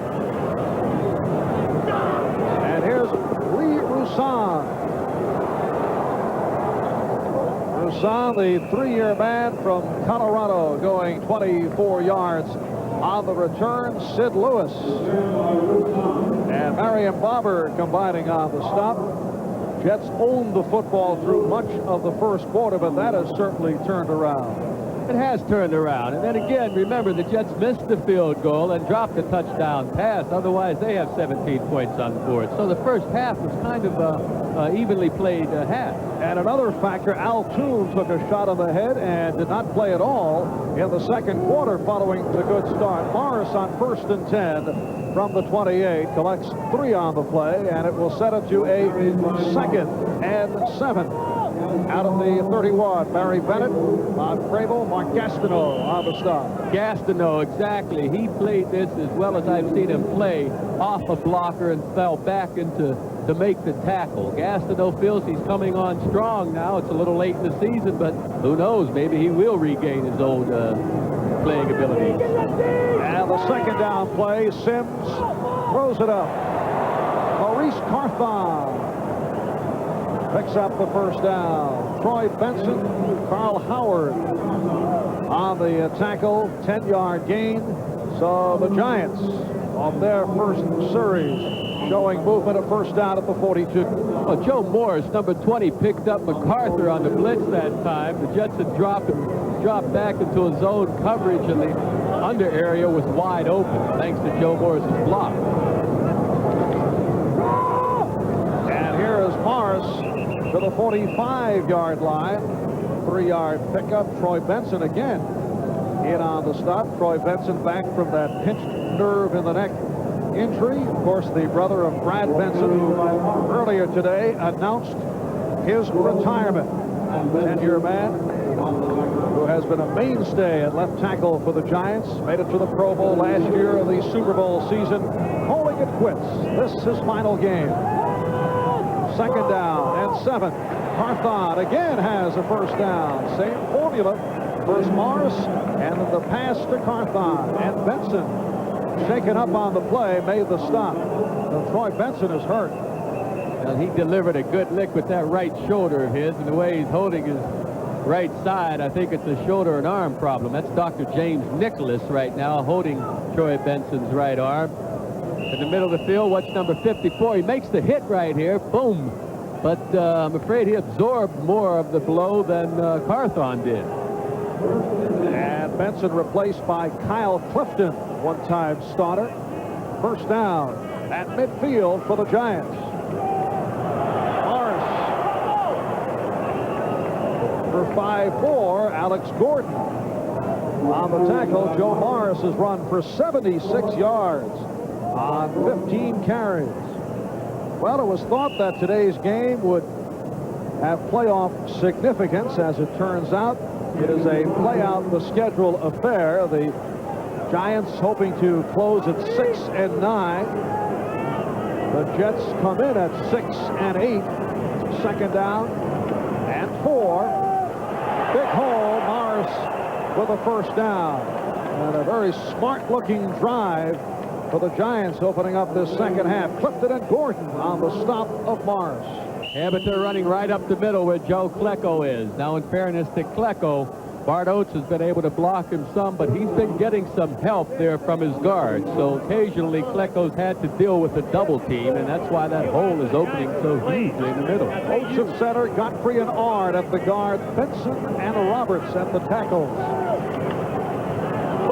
And Sims going deep, but too far for Lionel Manuel. Covered by Jerry Holmes. And Holmes was in good position that time. The Giants opened the season by losing their first 2 games at Chicago and then at home to Dallas. And then their replacement players lost all 3. So they opened at 0-5. Then they won 3 out of 4 to make it to 3-6. But losses at New Orleans and at Washington finished them off. They have won their last 2 out of 3 with wins over the Eagles and the Packers, but have gone the other way since the Super Bowl victory. Morris running it out, picked up 4. In fact, the Giants could become the first team in Super Bowl history to finish last in its division a year after winning the title. But I can't give the Giants much heat for losing that first game at Chicago. Chicago played a beautiful game. They'd have beaten anyone that day. Coming back against the Cowboys the second game, they played poorly, and then they just never snapped out of the 5-game losing streak. And Giant management took some criticism early on over the fact that they did not take the strike seriously, and therefore were not prepared. And Odessa Turner not able to hang on. They did not go out and get or put together as good a strike squad or scab squad as other teams did, perhaps hoping that the strike would not take place. And so George Young did take some heat. And I know some members of the coaching staff were not happy about the fact that they were not competitive in that stretch, and it put them right out of it. And that's a fact. They weren't competitive. They did not go out and get the ball players. Some of the teams did. San Francisco did. San Diego did. The Giants just ignored the strike. Allegre came on for that fake field goal. Would have been a 48-yard attempt. Now he lines up as the flanker as Rutledge will try to throw. Has Carthon, and it's broken up. would have been a first down. Alex Gordon with a big hit on Maurice Carthon. I get the idea that both Joe Walton and Bill Parcells are using up all the gadget plays here on the final day of the season. Well, they're using some surprise plays, that's for sure, but they're coming in at the right time. Watch number 2, Allegre, will end up having a chance to make this catch. The ball goes right through Allegre's hand once it bounces in the air. Watch this now. Here we go. Allegre. Oh, right through his arm. Had a shot at the deflection.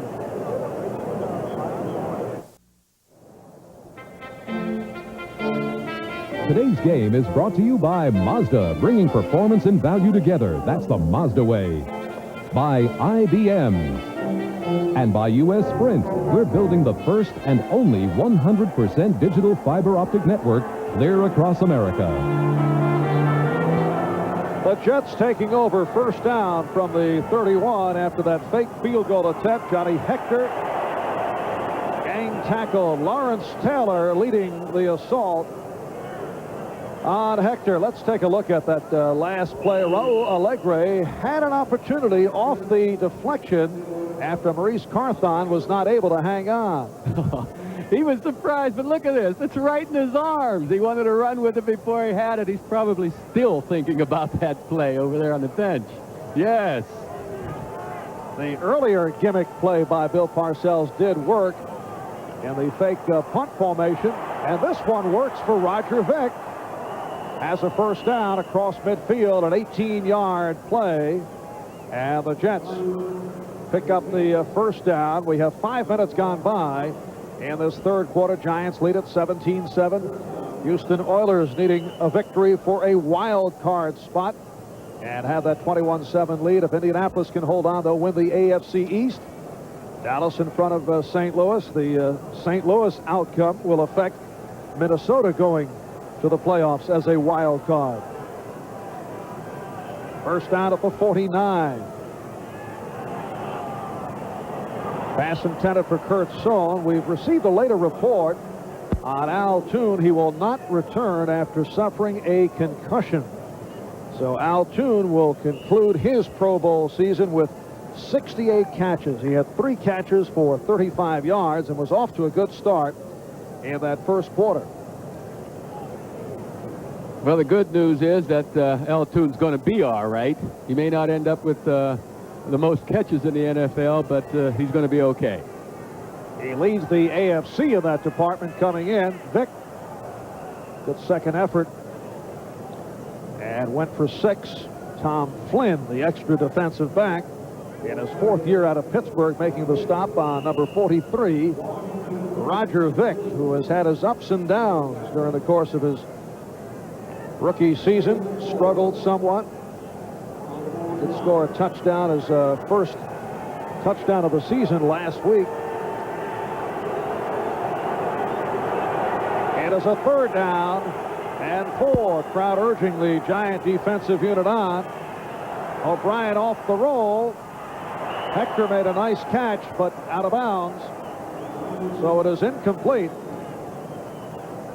And Dave Jennings will come on to punt for the 3rd time today. Neither quarterback's really been hot today. They've missed a lot of open receivers. Had Sims been hotter in the first half, they'd have some more points up there. And same thing for the Jets. If O'Brien's throwing strikes, they're moving the ball a lot more. Bill McConkey back at his 10, awaiting the punt from Dave Jennings. Jennings, the one-time Giant, spent 11 seasons in the uniform of the Giants before he was waived in favor of Sean Landeta. McConkey on the return. 34-yard punt and the 8-yard return. With 6 minutes gone by in this third quarter here at Giants Stadium, it's the Giants leading the Jets by the score of 17-7. Welcome back to Giants Stadium as the Giants take over 1st and 10 from their 20-yard line. 6 minutes have gone by. In this third quarter, the Giants lead the Jets 17-7. Here's Morris. following Chris Godfrey. We mentioned earlier, Bill Parcells will be back next season. There were questions concerning his return. A reminder, upcoming on New Year's Day, a big College Bowl lineup right here on NBC. The new year starting out with Gail Gardner hosting the Bowl Day extravaganza. Gail making her network television debut.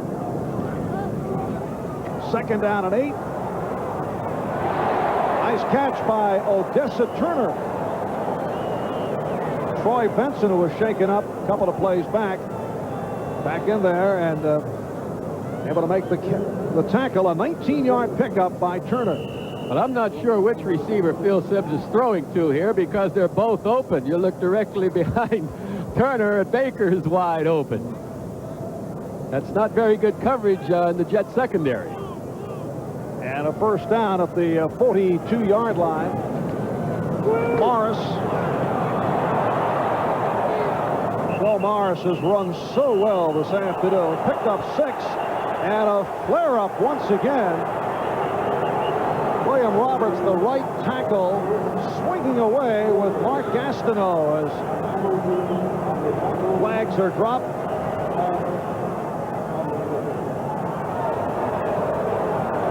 And personal fouls assessed for both teams.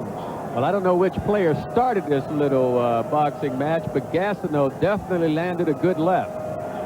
And Morris was shaken up. Number 99 on the defense. Unfortunately, right. Number 56 on the offense. 2nd down.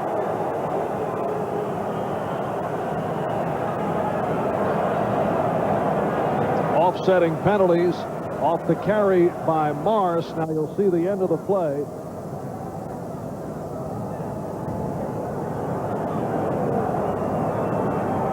Morris being helped off the field, but apparently he's all right. And right at the end of the play, Gastineau and Roberts went at each other. Offsetting penalties.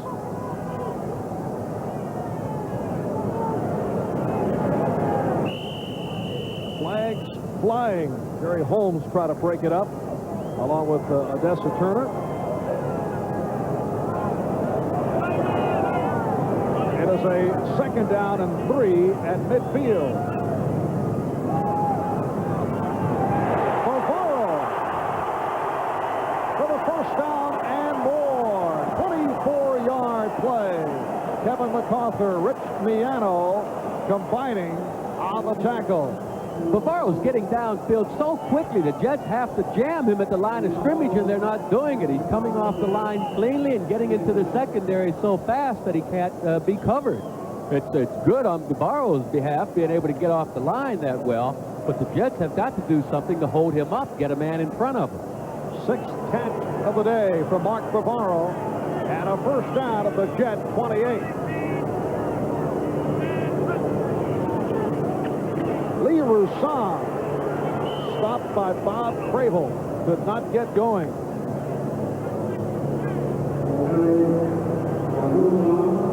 And a check around the scoreboard. Houston maintaining the lead on Cincinnati. They need a victory for a wild card berth.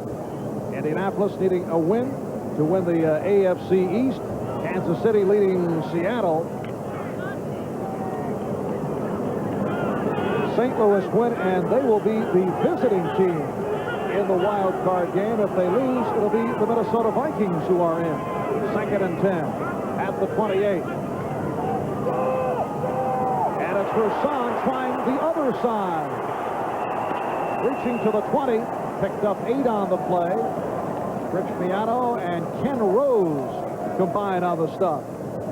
Joe Morris on the sideline. He was hurt just moments ago, but now checking back in. He's run for 95 yards on 19 carries, so that is a season high for Joe Morris, who is currently ranked number 2 behind Alex Webster on the Giant all-time rushing chart. Once again, the right guard Damian Johnson is eligible for the pass, but Simms went to the ground. Morris stopped by Clifton. And short of the first down. I can't help but believe if this were an important game in the standing, that Parcells wouldn't go for the field goal here. It appears that they're going to try and pick up the first down, but when it means something in the standings, that 3 points would be put up on the board. You think he's playing it differently? Yes, I do think he's playing it differently. Has a 4th down and 3 at the 21. All right, here's Morris slashing through for the first down.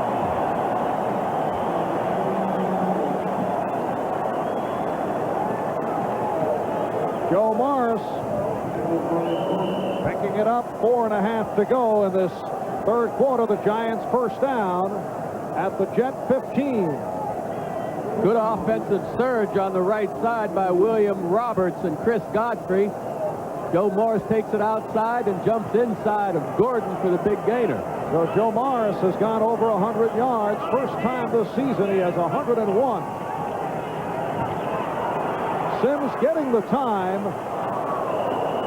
Carthon, the intended receiver, covered by the linebacker, Alex Gordon. Carthon was covered. Bavaro was covered. Turner was covered. That was a good defensive coverage job done by the Jets that last time, and they were able to put some pressure back there on Sims as well. 2nd and 10 at the 15.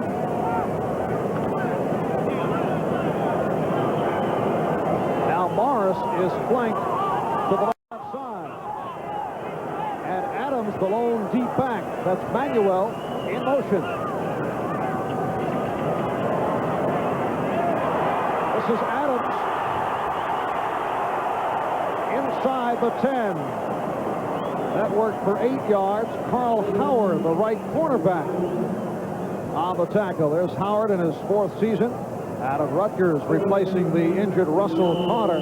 Bill Parcells made, I thought, an astonishing point yesterday, Joe. He feels there are not many good cornerbacks in the NFL today. He said maybe there are 5 solid cornerbacks in the NFL. How do you react to that? I was surprised, close to shock, but you know, when you start counting them up, there really aren't that many. Once I get past Cleveland with Minifield and Dixon, it's tough to name them.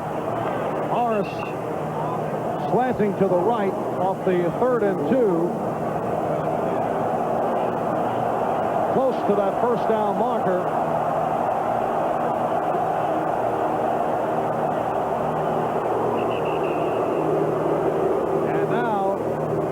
Giants told they are short of the first down, and they will go for the field goal. It's 4th and 1.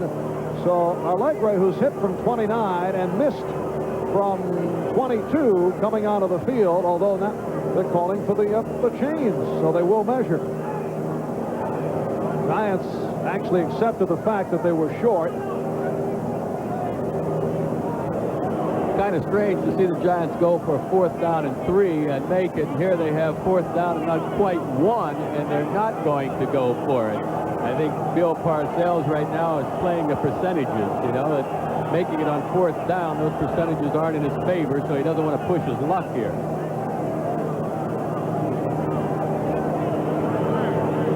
And trusting that Allegre from the shorter distance will convert. He has had his ups and downs this year.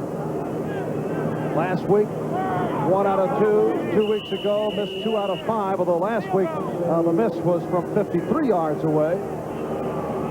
This in the area of a 24-yard attempt. And Rutledge places it down.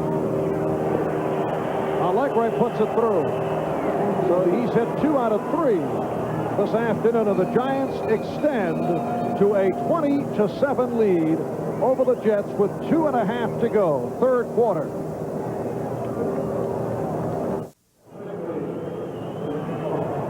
While we have a moment, we'd like to wish senior video engineer Jim Sunder the very best, retiring after 39 years. This is final game as we watch the return by Kurt Sohn.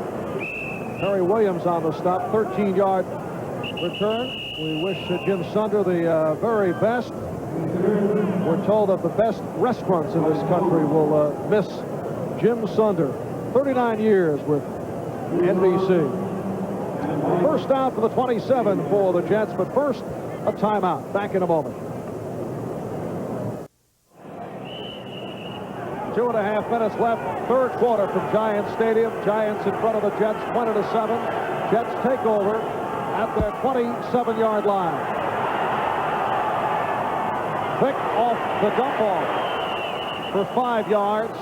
Carl Banks on the stop. And on this final day of the regular season, we continue to check out the scoreboard. Boomer Esiason just completed a touchdown pass, so they've closed within 7 points. Indianapolis extending as they look to clinch the AFC East. Eric Dickerson scoring his second touchdown of the day. 2nd and 5 at the 32. Johnny Hector, the lone deep back.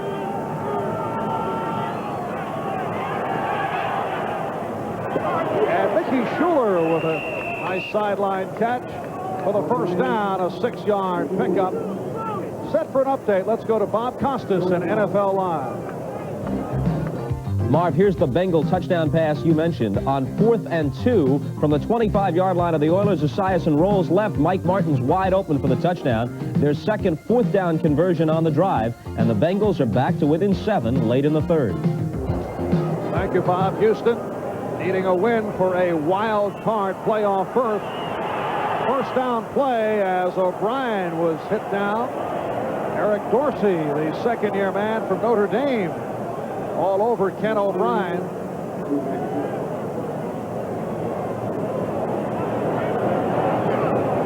Dallas leading St. Louis, Philly and Buffalo in a game of no meaning at all. Philadelphia 6-8, Buffalo at 7 up and 7 down. New Orleans now leading Green Bay, so the Saints have come from behind. They can win the division with a win and a San Francisco loss to the Rams. And here the Giants over the Jets, 20-7. 2nd and 10 from the 39. The screen to Vick. And he was hit hard by Terry Kennard and Pepper Johnson. Good reaction by Terry Kennard that time, coming up to make the tackle along with Pepper Johnson. It looked like a well-developed play, but the reaction of Johnson and Kennard was so good they held the Jets to only a 5-yard gain. 3rd down and 5. Tom Flynn has taken over at strong safety for the Giants. Kenny Hill went down with a separated shoulder, we're told. So Hill injured once again. 3rd down, 5, big rush. And O'Brien just throws downfield, intended for Soane.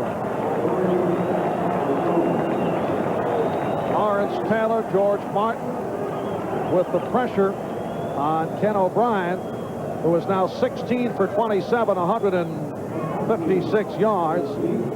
And after that good start, not getting anything done.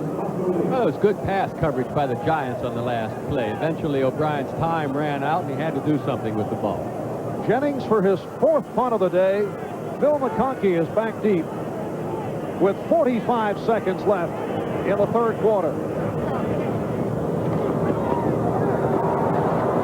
And McConkey is tripped up. 37-yard punt and a 6-yard return. Marion Barber providing the good coverage. So once again, the Jets doing it on the special team. One of the few bright spots they've had in the season of collapse for Joe Walton and the Jets. A host of reasons. You have to look at the aging offensive line, which of course has affected Ken O'Brien. Same thing defensively, particularly up front with Lyons, Gastineau, and Klecko. Age a factor. Secondary, very weak, even when they were healthy, and they've been ripped by injury. And the other factor, looking back at recent drafts, too early to make any kind of a definitive, or come up with any kind of definitive point of view on this year's draft, because Roger Vick certainly deserves more time. Alex Gordon has come on the outside linebacker position. Joe Morris on the carry for a couple, stopped by Gordon and Benson. But you look back, Joe, 2 years ago, and all the Jets have to show is Nu'u Fa'ola, who is strictly a specialty guy, and Mike Haight, who was not highly regarded, is now only in the lineup because of injuries. Well, they made a mistake, obviously, a couple of years ago with their draft. They went away from their basic system of taking the best players available. That's Alex Gordon, number 55, that they're ushering off the field. They went away from their basic philosophy of the draft and taking the best players available, and they tried to go for specific positions. When they did that, they took Mike Haight and some other ball players that didn't pan out well. I have a feeling that in the future they're going back to their old style of drafting, taking the best players available. Third quarter is running down with the Giants in front of the Jets by the score of 20-7. You look at this Jet ball club as opposed to the Giants, who have to fill just a few holes. They still have the nucleus, but the Jets have a number of positions to bolster, particularly up front offensively and defensively. A major job ahead, and the question is, will it be Joe Walton who will be on hand orchestrating what takes place next season? On to the fourth quarter. We'll be back after these words.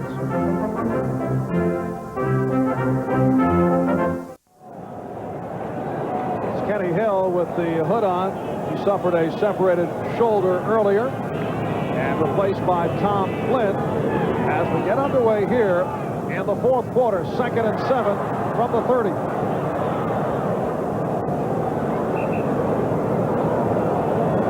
The Giants lead the Jets by the score of 20-7. Jets took a 7-0 lead on a 14-yard run by Johnny Hector, and the Giants came roaring back. Allegre 29-yard field goal, touchdown passes to Bavaro and the rookie Turner, and then Allegre hit from 23 yards away.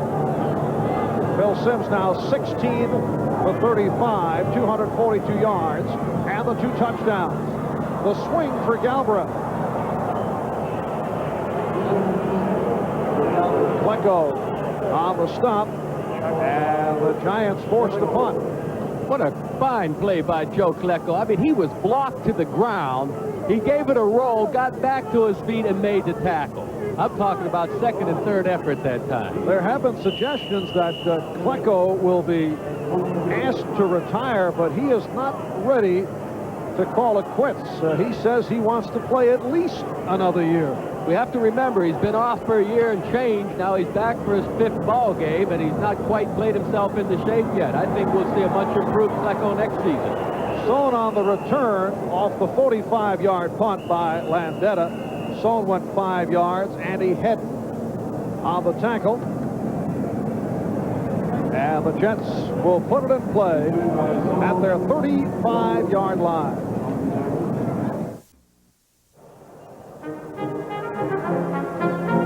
Today's game is brought to you by Bud Light, proud sponsor of the 1988 U.S. Olympic team. Everything else is just a light. By BMW, the ultimate driving machine. To arrange a thorough test drive, phone your nearest BMW dealer. And by Sinex Ultra-Fine Mist. It goes up and stays up. On a 31-degree cool day at the New Jersey Meadowlands. A minute gone by in this fourth quarter. Roger Vick getting the call on first down. Stopped by Harry Carson. Picked up 4 to be a 2nd down and 6. Talking about Joe Klecko just a moment ago, I'm told that several weeks back, the Jet coaching staff actually asked him to go out gracefully, asked him to retire. And he was so upset that he walked out of camp for a couple of days. And then they said, well, how about if you just play on first downs?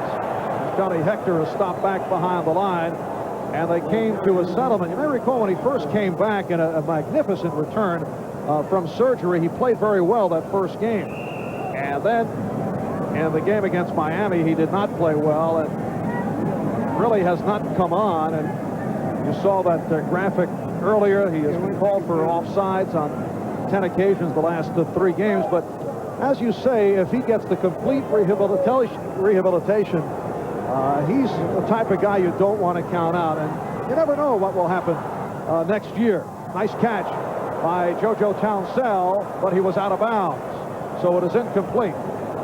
See, I can't quite buy that story about being asked to retire, because if the coaches feel that he's not good enough to play, what's he doing out there? What was he doing out there last week, the week before? They have young players, and Gerald Nichols, Mercereau, guys that they could be playing if they felt they were better than Klecko, or if they felt they were going to contribute down the road. But they're still playing Joe Klecko. That's why I can't believe that's a valid story. On the other hand, do you keep Klecko on the squad if he's not playing? They don't have to. In effect, you use him as a backup and go with a Nichols and a Mercereau as Jennings punts it to McConkey. 31-yard punt and no return.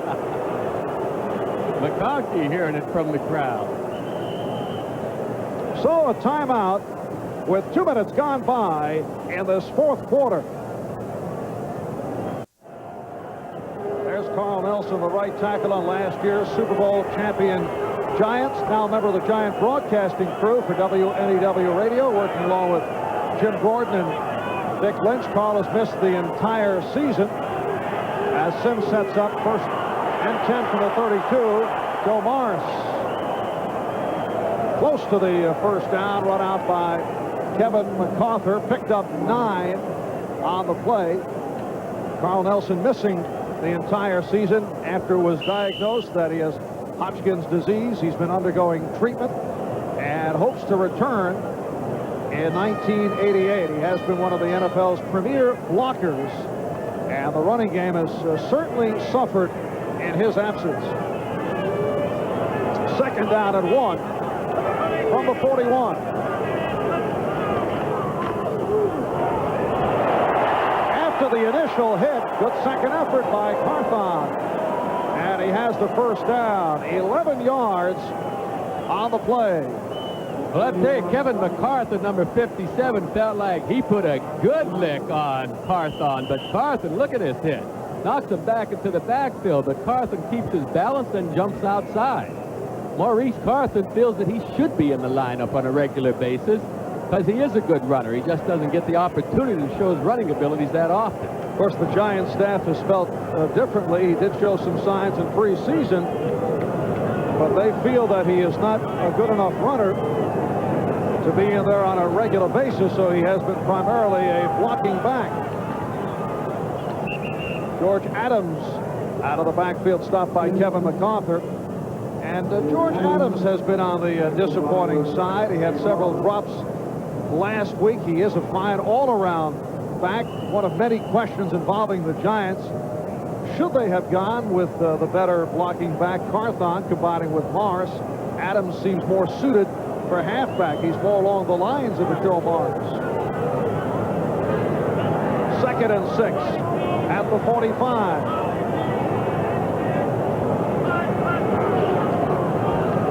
Here's Morris.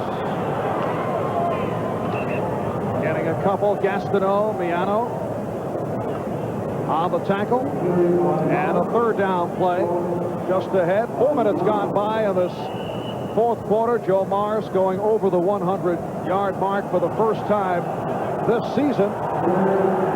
And the 17th time over his career. He has extended his own Giant record. Joe Morris in his 6th year out of Syracuse University. 3rd and 4 at the 43.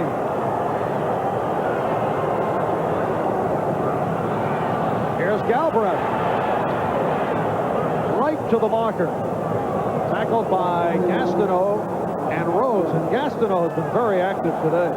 Gastineau's been active. This defense of the Jets really hasn't played an ugly game. I mean, they only have 20 points scored against them. They're only 13 points down. If the defense were able to come up with a big play, they could get within 6 points. If the Jet offense could make a good play, they'd get within 6 points. They're still within striking distance, so the defense has been doing a pretty fair job. And the Jet defense held the Giants short of the first down. 4th and less than a yard, and Sean Landeta will punt from his 45. His 4th punt of the day. He's had a good day. He He's averaged just under 46 yards a punt. So lets it go. And it carries in. 45-yard punt. Adrian White attempted to chase it down, but could not get to it. And it will come out to the 20 with 9:56 left. Fourth quarter, the Giants 20 and the Jets 7. Following the slow start, Phil Simms, in fact, missed on his first 6 attempts. He has come on, and the Giants come from behind. They lead the Jets now 20-7. Jets take over at their 20-yard line. They open up with the 3 tight ends, Schuler, Cleaver, and Griggs. And O'Brien under pressure. The nose tackle, number 74, Eric Howard. The man who's replaced the injured Jim Burt comes up with his 5th sack of the season. O'Brien holding his hand, and he's hurt.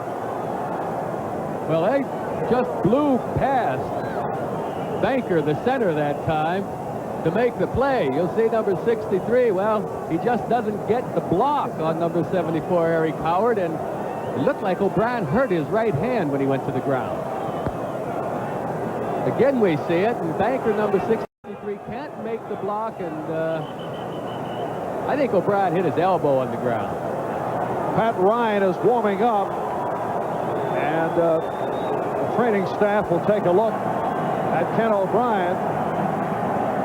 Pat Ryan played briefly on that fake field goal attempt, threw the pass that was right on target, but the tight end Billy Griggs not able to hold on. The last time that Ryan has seen action was in the replacement game against the Miami Dolphins, when Ryan led the Jets to the victory in overtime. And Pat Ryan, of course, is going to have surgery on his passing shoulder in the offseason. Every pass he throws hurts his arm. He has some bone spurs in the rotor cuff part of his arm that is irritating the joint, and they feel that they can clean it out where he won't have the pain next year. So Ryan will take over.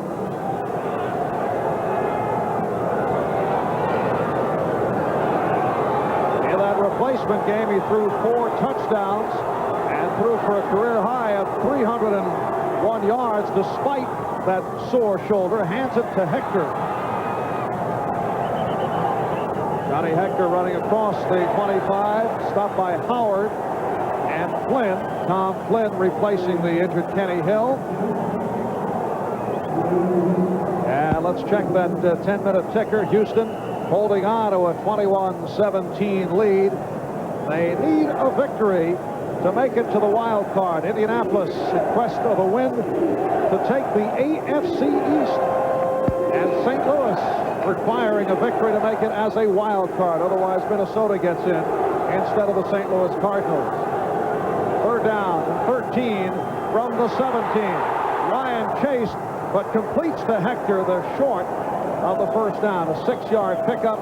Harry Carson on the tackle. Harry Carson, one of several Giants to make it to the Pro Bowl, had it perfectly diagnosed, and the Jets are stopped.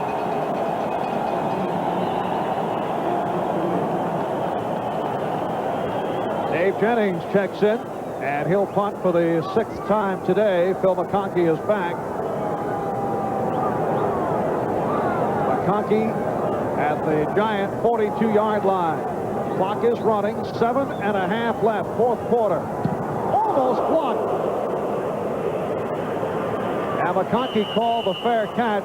Zeke Moat very close to blocking that Jennings punt, and a good punt, 47 yards. Well, the special teams of the Jets really is the bright spot, other than Al Toon on the Jets season. The Jets special team, coached by Larry Pasquale, they've done a marvelous job. Dave Jennings been around as long as he has, still has some football left in him. We talked about the Jet problems looking ahead to next season. How about Bill Parcells and the Giants? Their destruction began with the 0-5 start, 0-3 during the strike games. Offensive line hit by injury, leading to the Joe Morris drop-off, particularly in the touchdown department. Morris, the ball carrier, Very tough to bring down. Last season, Morris set a team rushing record, scored 14 touchdowns. This year, he scored only 3. Klecko on the tackle. That offensive line difficulty began with Carl Nelson's departure. And there have been injuries. Chris Godfrey missed 8 games with a sprained knee. One bright spot in the offensive line has been the play of left guard Bill Ard. Some felt a Pro Bowl type season, but did not get the nod because the Giants have not shown the good statistics. And they also are 5-9. Here's Morris finding the hole.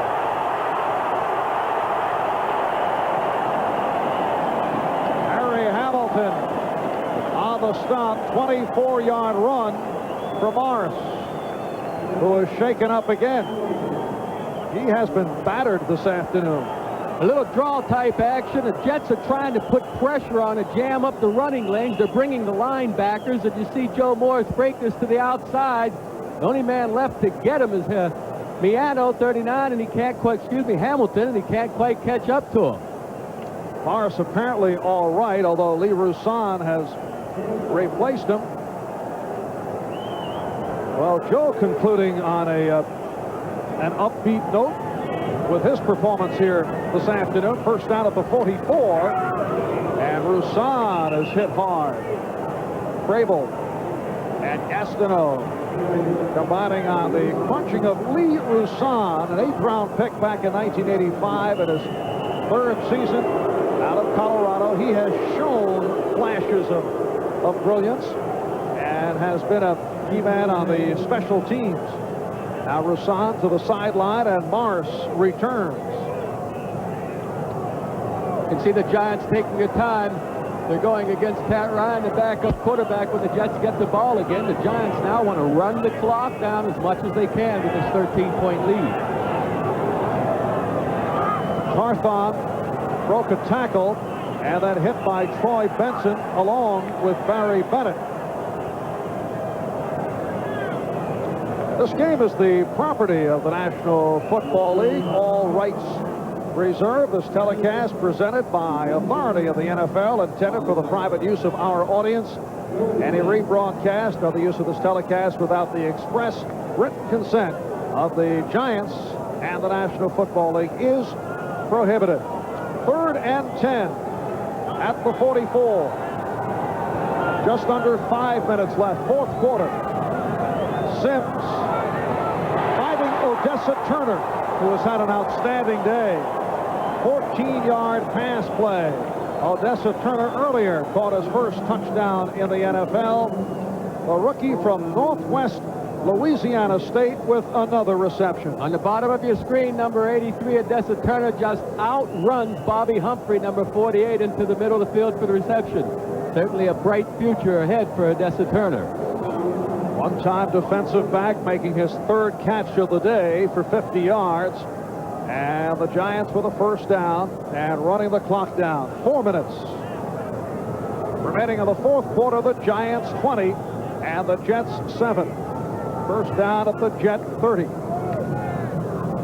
George Adams stopped by the nose tackle, Joe Klecko.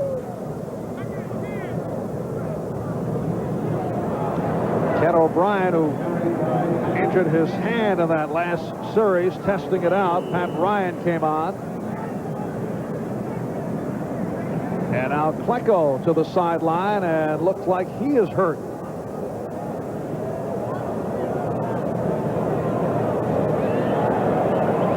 Joe Klecko in his 11th year out of Temple, a perennial All-Pro.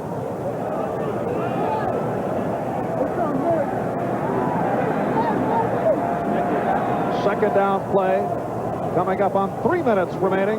Roussan fumbled, but after the whistle. Play blown dead. Crable on the tackle of Roussan. Yeah, but that play was made possible by the rookie that just went in for Klecko, number 77, Gerald Nichols. They're looking at Klecko's left arm over here on the sideline. Moving it around. You know, a lot of times a guy will fall on the turf. The same thing happened to O'Brien a little while ago, and jar that elbow hard. And what it does is it makes your hand numb. There's a lot of pain, and you lose the circulation quickly, and your hand just gets numb. Fortunately, the feeling will come back as it has for O'Brien. You know what I noticed, Joe? You seem to have a feel for all kinds of injuries. And Roussan with the short pickup stop by the nose tackle, Gerald Nichols. You have felt them all. Yeah, well, I'll tell you why. The ones that I didn't feel, Weave Eubank told me about them. All the fellas on the Jets used to tell me, and I learned to believe it. Weave had every injury you could think of. If a running back hurt his thigh, We've had it at one time and tell you about it. You considered medical school perhaps for later life? Timeout called as 2 minutes and 5 seconds remain in this fourth quarter. The Jets calling for the timeout. So they'll get off one play and then use the 2-minute warning for another timeout. Ken O'Brien with a so-so day, not much accomplished. 16 for 29, 156 yards. The one Jets score, Johnny Hector, that was early in the game on a 14-yard run. Jets have not run well. Al Toon did not see action after the first quarter after suffering a concussion, and that has certainly hurt the Jet cause because he was off to a good start. Also missing the field goal and drop touchdown passes hurt the Jet cause. While Sims came on after his slow start, missed his first 6, 2 for 8. He's thrown for a couple touchdowns. Joe Morris, 132 yards, and Bavaro with 6 catches. And here is a long field goal attempt. A 48-yard attempt for Raul Alegre. Line drives it. No good. So Alegre now 2 out of 4. Earlier hit from 29 and from 23. He's missed from 22 and 48. And now the 2-minute warning. So we'll be back right after these words.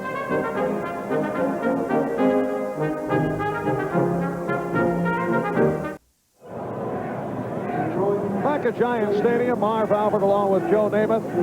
2 minutes remaining in playing time to the remainder of the season for two clubs who will go home following today. No playoff competition for the Jets, who made it as a wild card a year ago, nor for the Giants, who made it all the way to the Super Bowl last season with a record of 17-2 overall and concluded matters by knocking off the Denver Broncos. So Bill Parcells, instead of making plans for the playoffs, will be making plans for next season.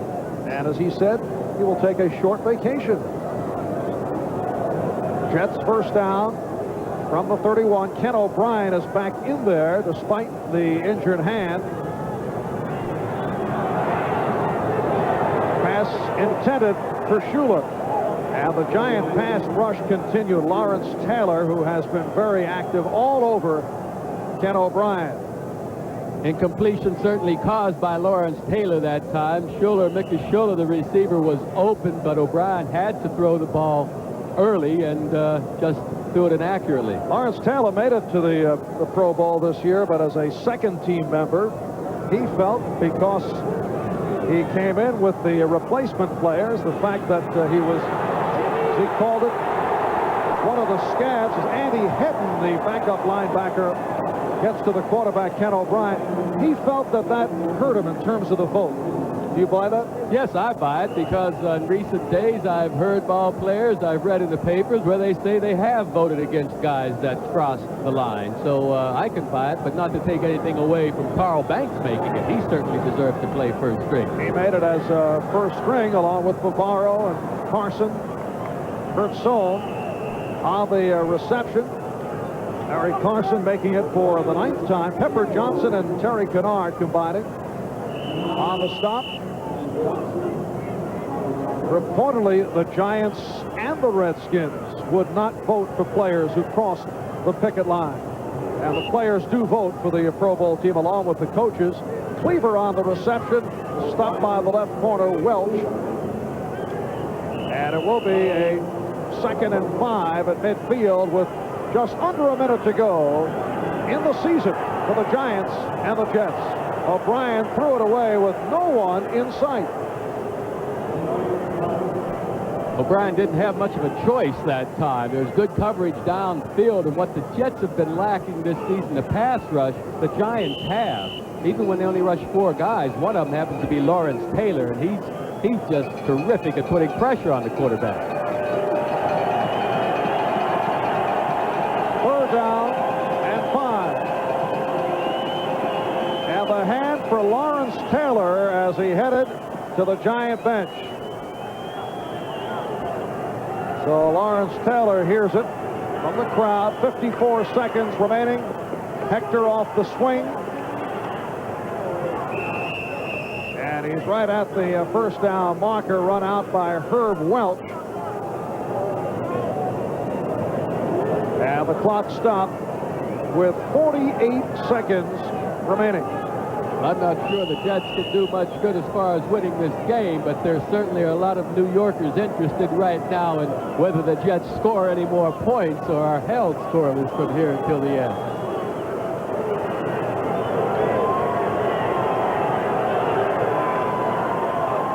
Fourth and 1.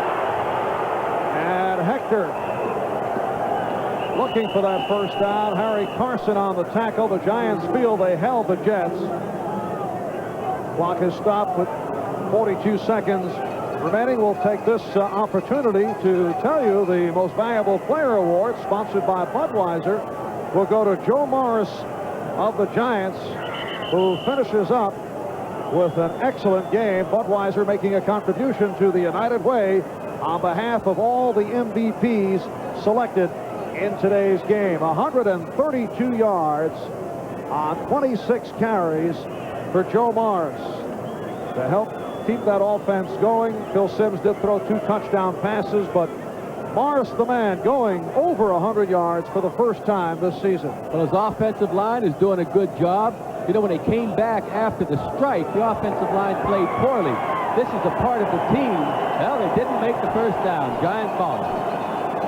The offensive line is a part of a team that's within a team. Their timing is so important. Their cohesiveness is so important that they need to work. When they came back from the strike, they weren't ready. Giants holding the Jets to only 1 first down in the 4th quarter. And the Giants defensive unit very enthusiastic when they saw that they held the Jets, who fell short of the 1st down. So from the Giant point of view, they can go out feeling positive about themselves, at least for this final game. And there's Brad Benson, who is wrapping up a 10-year career with the Giants. He was introduced by himself prior to the game. And Giant players congratulating Brad Benson, one of the most popular members of this team over the years. His time is running down. And now Benson getting the game ball. Here's it from the crowd.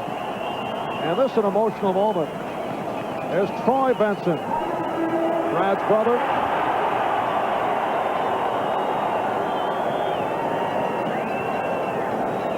So it has come to the end for Brad Benson in terms of football.